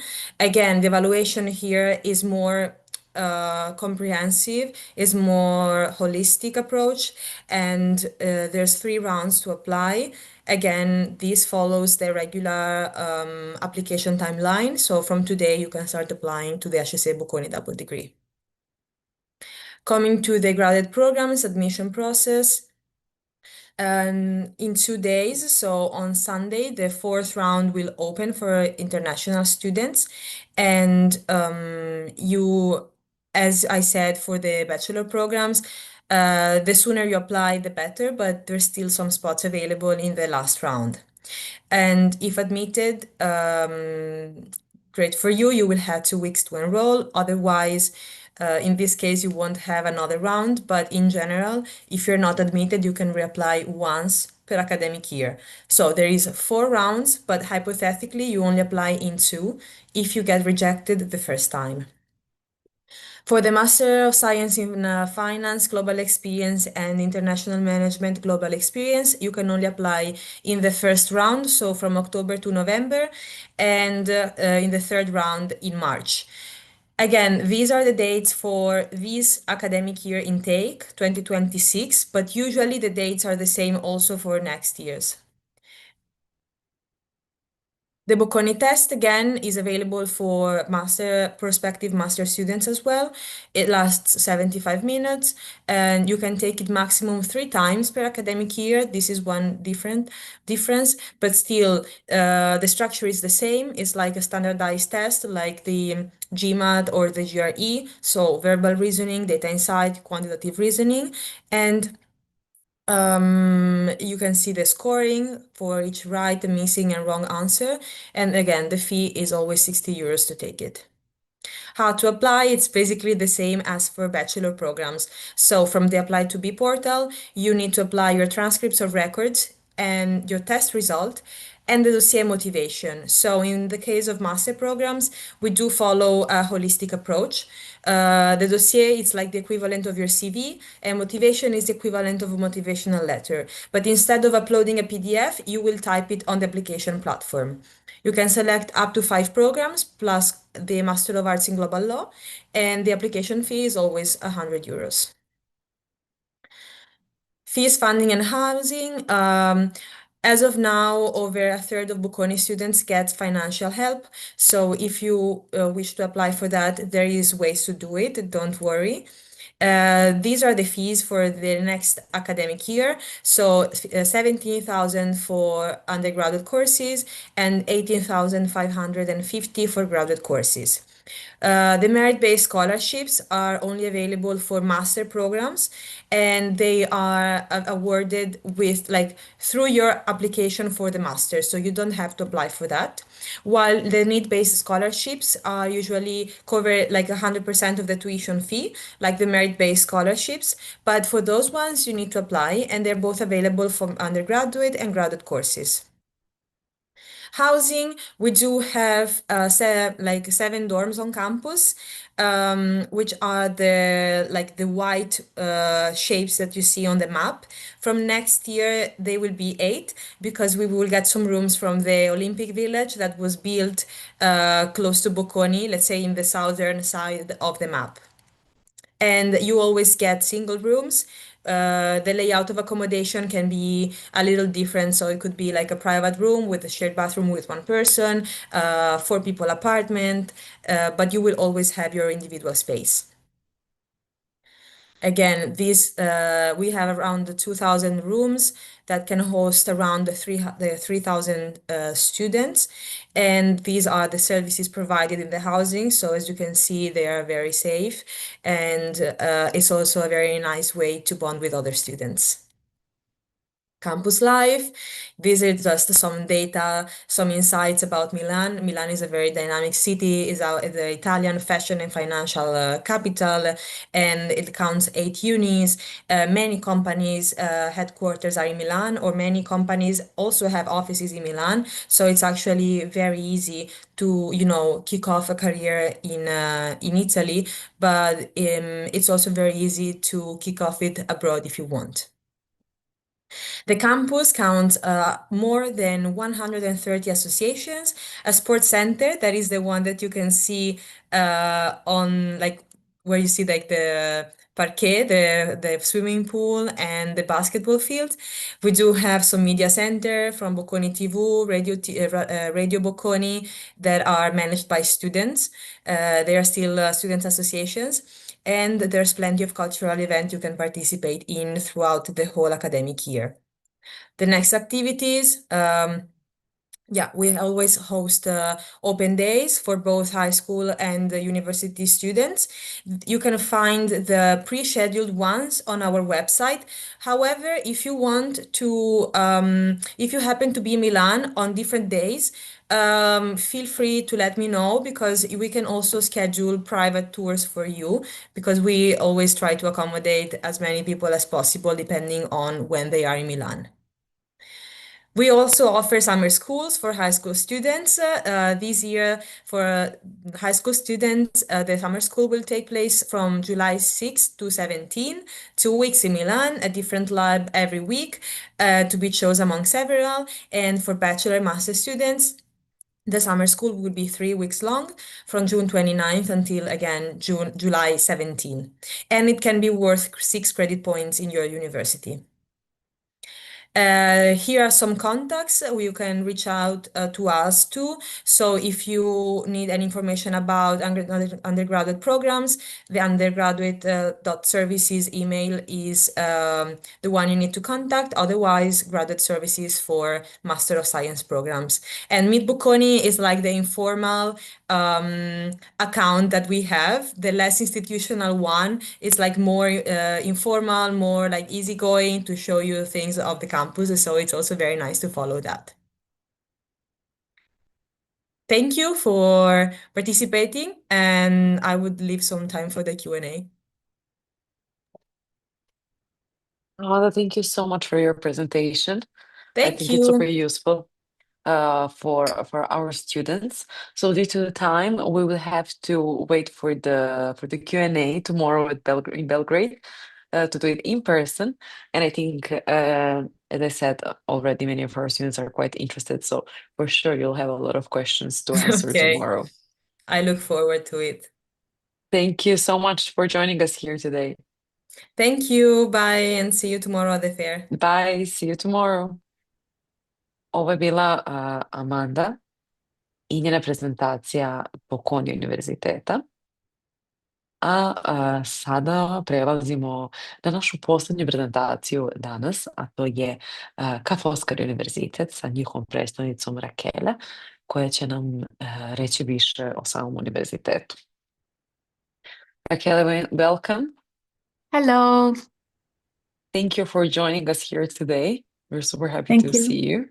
Thank you for having me. And well, I will leave you up for your presentation then. Okay, I'll share my screen. Yes. Let's check if that is working. Okay, Perfect. excellent. Okay, Thank you. so let's start. So welcome to Venice and welcome to Ca' Foscari. We are a public university based in Venice, Italy, and we were established in 1868 as Italy's first international business school. So from the very beginning, we were pairing the study of economics and management with that of foreign languages and cultures. And we still take care of these subjects to this day. Just over time, we have added other subjects in other fields, such as the sciences and the humanities. So our name comes from the building that you can see here in the picture. This is our main administrative building, and it's a Gothic palace built in the 15th century by one of the city's great noble families, the Foscari family. The Foscari family, actually, on the Grand Canal. We are now a mid-sized public university, counting around 23,000 students. We have 7 departments and a business school, which is called Venice School of Management, that we loosely group in pairs in 4 broad study areas, which are economics and management, science and technology, the humanities, and languages and cultures. You can compare us with other universities all over the world by looking up at the QS World University rankings. So we are currently ranked in 16 subjects, according to what you can see in this slide. So we excel in classics and ancient history. We are top 50 in the world. Then you have modern languages, top 100, hospitality, top 150, history, linguistics, archaeology, and geography, top 200, and so on. Our business school is accredited, of course, and is ranked as well by QS. So we have this prestigious EQUIS accreditation since 2023. And we are among the top 200 business schools in the world for the teaching of management and 201 plus for finance. Okay, so here you can see the bachelor's degrees that we have taught entirely in English. We have 2 in the field of humanities, which are Ancient Civilizations for the Contemporary World and Philosophy, International and Economic Studies. New from September 2026, we will also have this Italian and Mediterranean Studies. And then we have Computer Science and the 4 programs in the field of Economics and Management, which are Business Administration and Management and Digital Management that are taught at our business school. And then Economics and Business and Hospitality, Innovation and E-Tourism. We have many more programs when it comes to the master's level. All of these are in the fields of in the field of Economics and Management. So you have Data Analytics for Business and Society. You have a couple of programs in Economics, which are Economics, Finance and Sustainability, and Global Development and Entrepreneurship. And then you have other 4 programs taught at our business school, which are Global Accounting and Finance, Innovation and Management for Culture and Creativity, International Management, and Tourist Management and Sustainability. Then we have the part dedicated to International Studies and Globalization with Comparative International Relations, but also the languages. So you have American Studies, English Studies, Language Sciences, you have Environmental Humanities, and even a program for the study of Thai language. Then we go with the sciences. All of the science programs at Foscari at the master's level are taught in English. So you have Conservation, Science and Technology for Cultural Heritage, and then Computer Science, Engineering Physics, Environmental Engineering for the Green Transition, Environmental Sciences, a program for Science and Technology of Bio and Nanomaterials, and a master's degree program in Chemistry. Last but not least, we also have a program in the field of the humanities, which is Digital and Public Humanities. So this is where we are located. We have 3 campuses in the historical city center of Venice, so on the islands, which are the Economics, the Humanities, and the Linguistics campus. Our science students instead study in Mestre. We have a couple of courses in Treviso, and our digital management students are studying at the H-Farm campus in Roncade. You need to consider that you can go from Venice to Mestre with the public transport, basically 24/7 in like 10 minutes, so it's very close. And from Venice to Treviso, it's actually 30 to 40 minutes with the train. So yeah, everything is pretty much close. This is where we are located in Venice. So you have the Economics campus right behind the train station. And we have the Humanities and the Linguistics campuses on the other side of the city center. Like these red dots let you understand that we don't have big campuses, American or UK style, but rather the university owns a series of buildings all around the city center of Venice. So you can basically also have a stroll in the city during the day when you go from one class to the other. Here I have enclosed a few pictures of our campuses.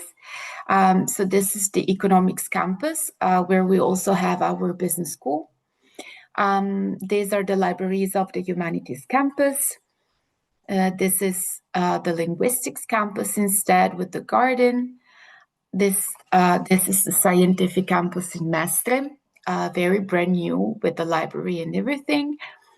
And this is the H-Farm campus in Roncade. Last but not least, a few pictures of our campus in Treviso. Now I would like to talk a little bit about housing, since it's quite of a hot topic for international students. So right now we have 3 types of student housing. Mainly, we have regional government student residencies, privately managed student residencies, and shared private apartments. This is one of our residences. It's called Santa Marta.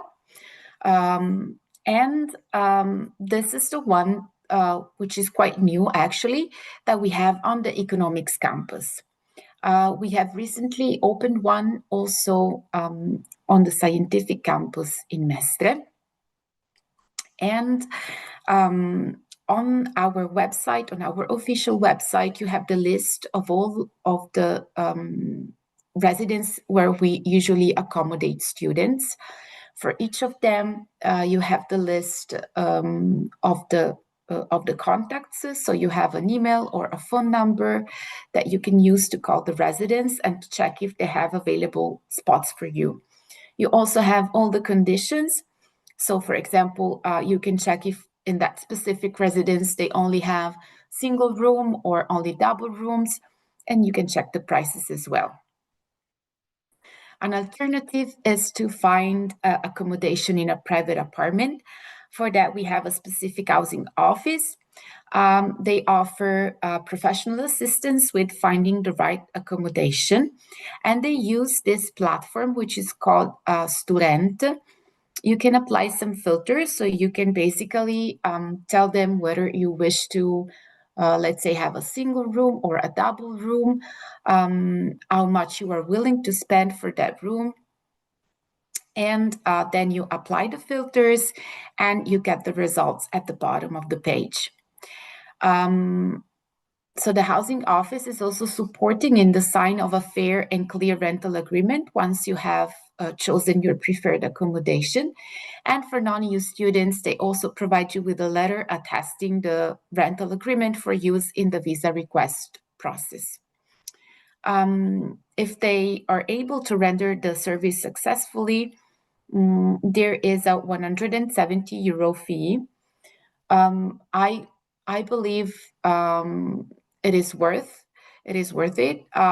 Also because the contract, the rental agreement is in Italian. So if you don't speak Italian, and if you consider that you will need to start looking for housing when you are still in your home country, then this is definitely a viable option. Before arrival, our office is organizing summer orientation webinars for accepted international students. We will also introduce you to the buddy program. This is a program that pairs a current Foscari student with a prospective student of the university. So that basically when you arrive in Venice, you can ask them anything about the university and the city of Venice. You will also receive the link to use our international student networking app. So you will be able to know all the other accepted students that are about to move to Venice exactly like you. Upon arrival, you can make use of the services of our welcome unit and immigration team. They provide help to obtain your Italian permit of stay, your Italian personal tax code, and this multifunction university ID card that we call Carta Conto. This is a badge that you will need to use to access some university buildings, such as the libraries, for example, but also you can use it as a card to withdraw money from the ATM. So it has an associated bank account, an Italian one, that we will open at the local bank for you free of charge. We also organize an International Welcome Week, usually in mid-September. This is a series of events that offer you administrative orientation and social opportunities to help you create your new community in Venice. So after arrival, you can ask more information to the campus administration offices and to the campus information tutors. Of course, you can benefit from our inclusivity and disability services if you need to. And we also have a counseling service available. The university has in total 6 thematically organized libraries, which are also open till late in the night. We offer courses in Italian language and culture to our international students at a discount price. So, of course, you don't need to know Italian to be able to enroll in an English taught program, but it is a very good idea to learn Italian while you are in Venice. First of all, because Venice is indeed an international city, but locals actually mostly speak in Italian. And then if you are thinking about staying in Italy after graduation, or for example, carry out your curricular internship in Italy, then command of Italian, at least at the B2 level, is kind of a must. We have an international college, and we are also part of the Venice International University. So the International College is a honors college that we have inside Ca' Foscari. College students carry out additional courses, they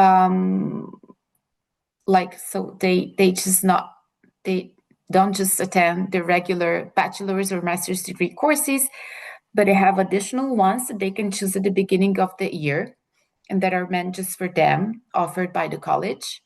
And in return, the college is paying for them the entire tuition fee and accommodation for the year.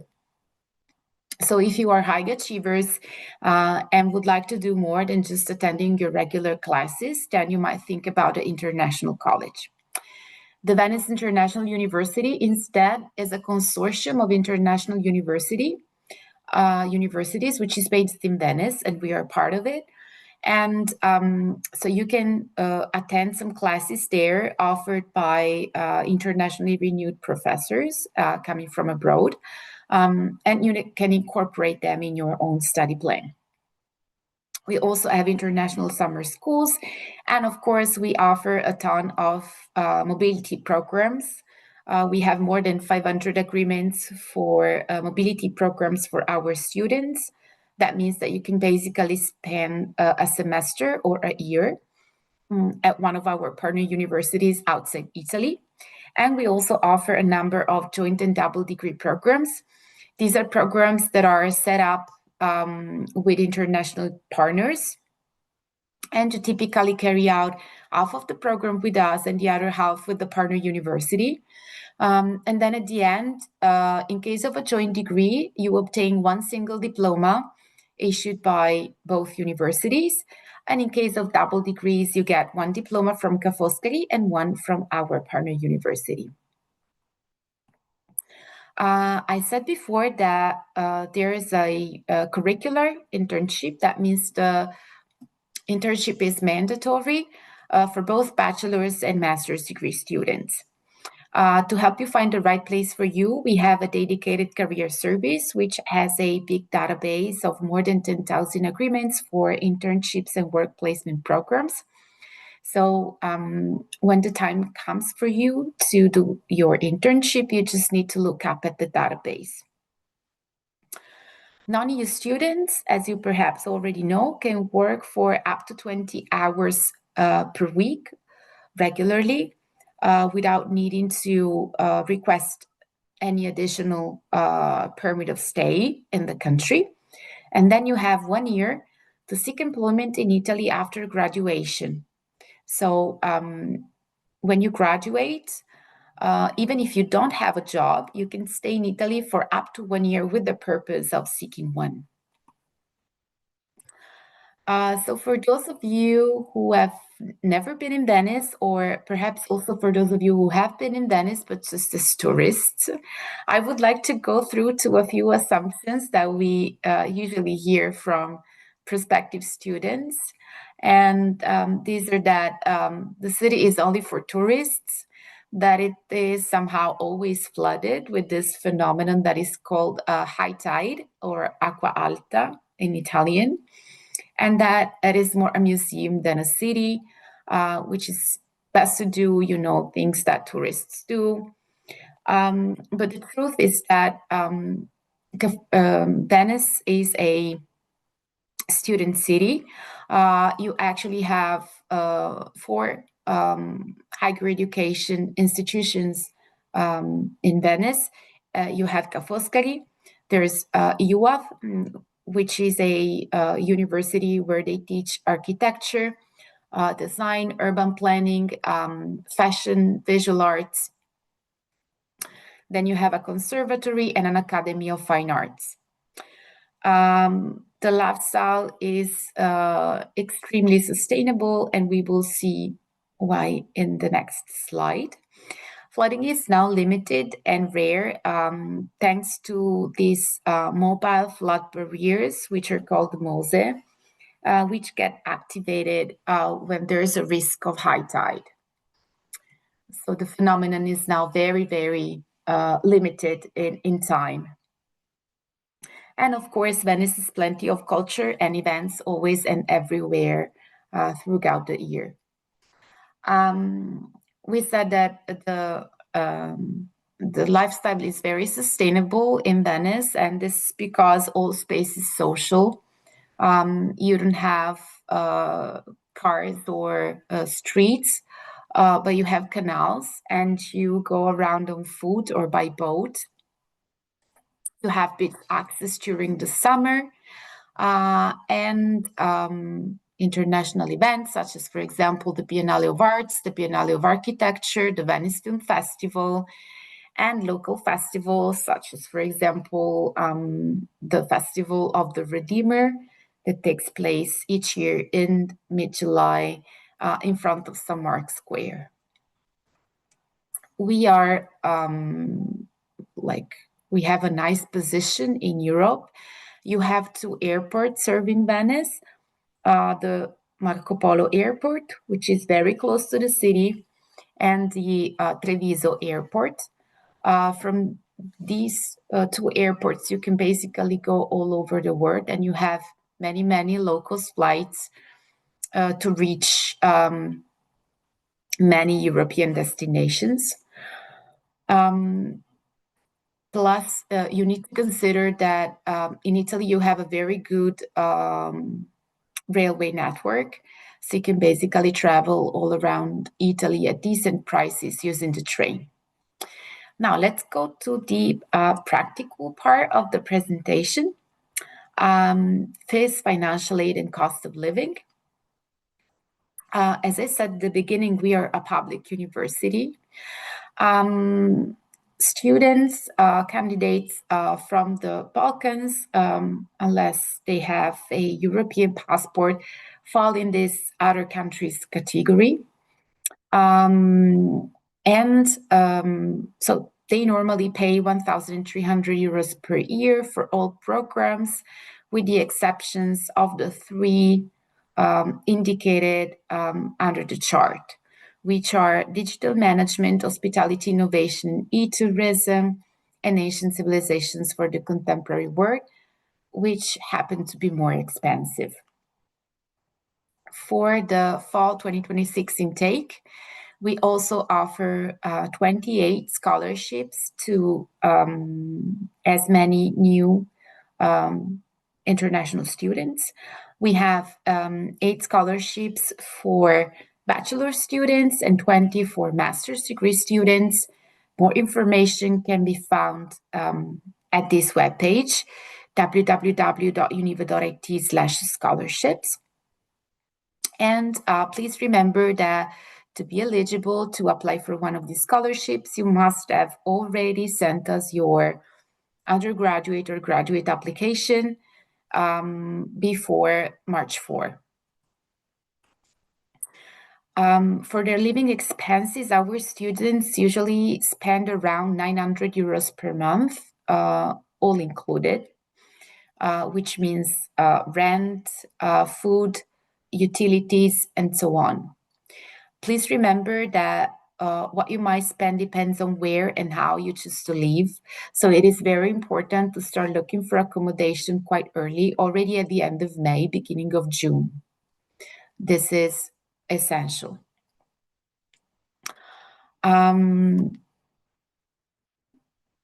Applying for admission is very, very easy.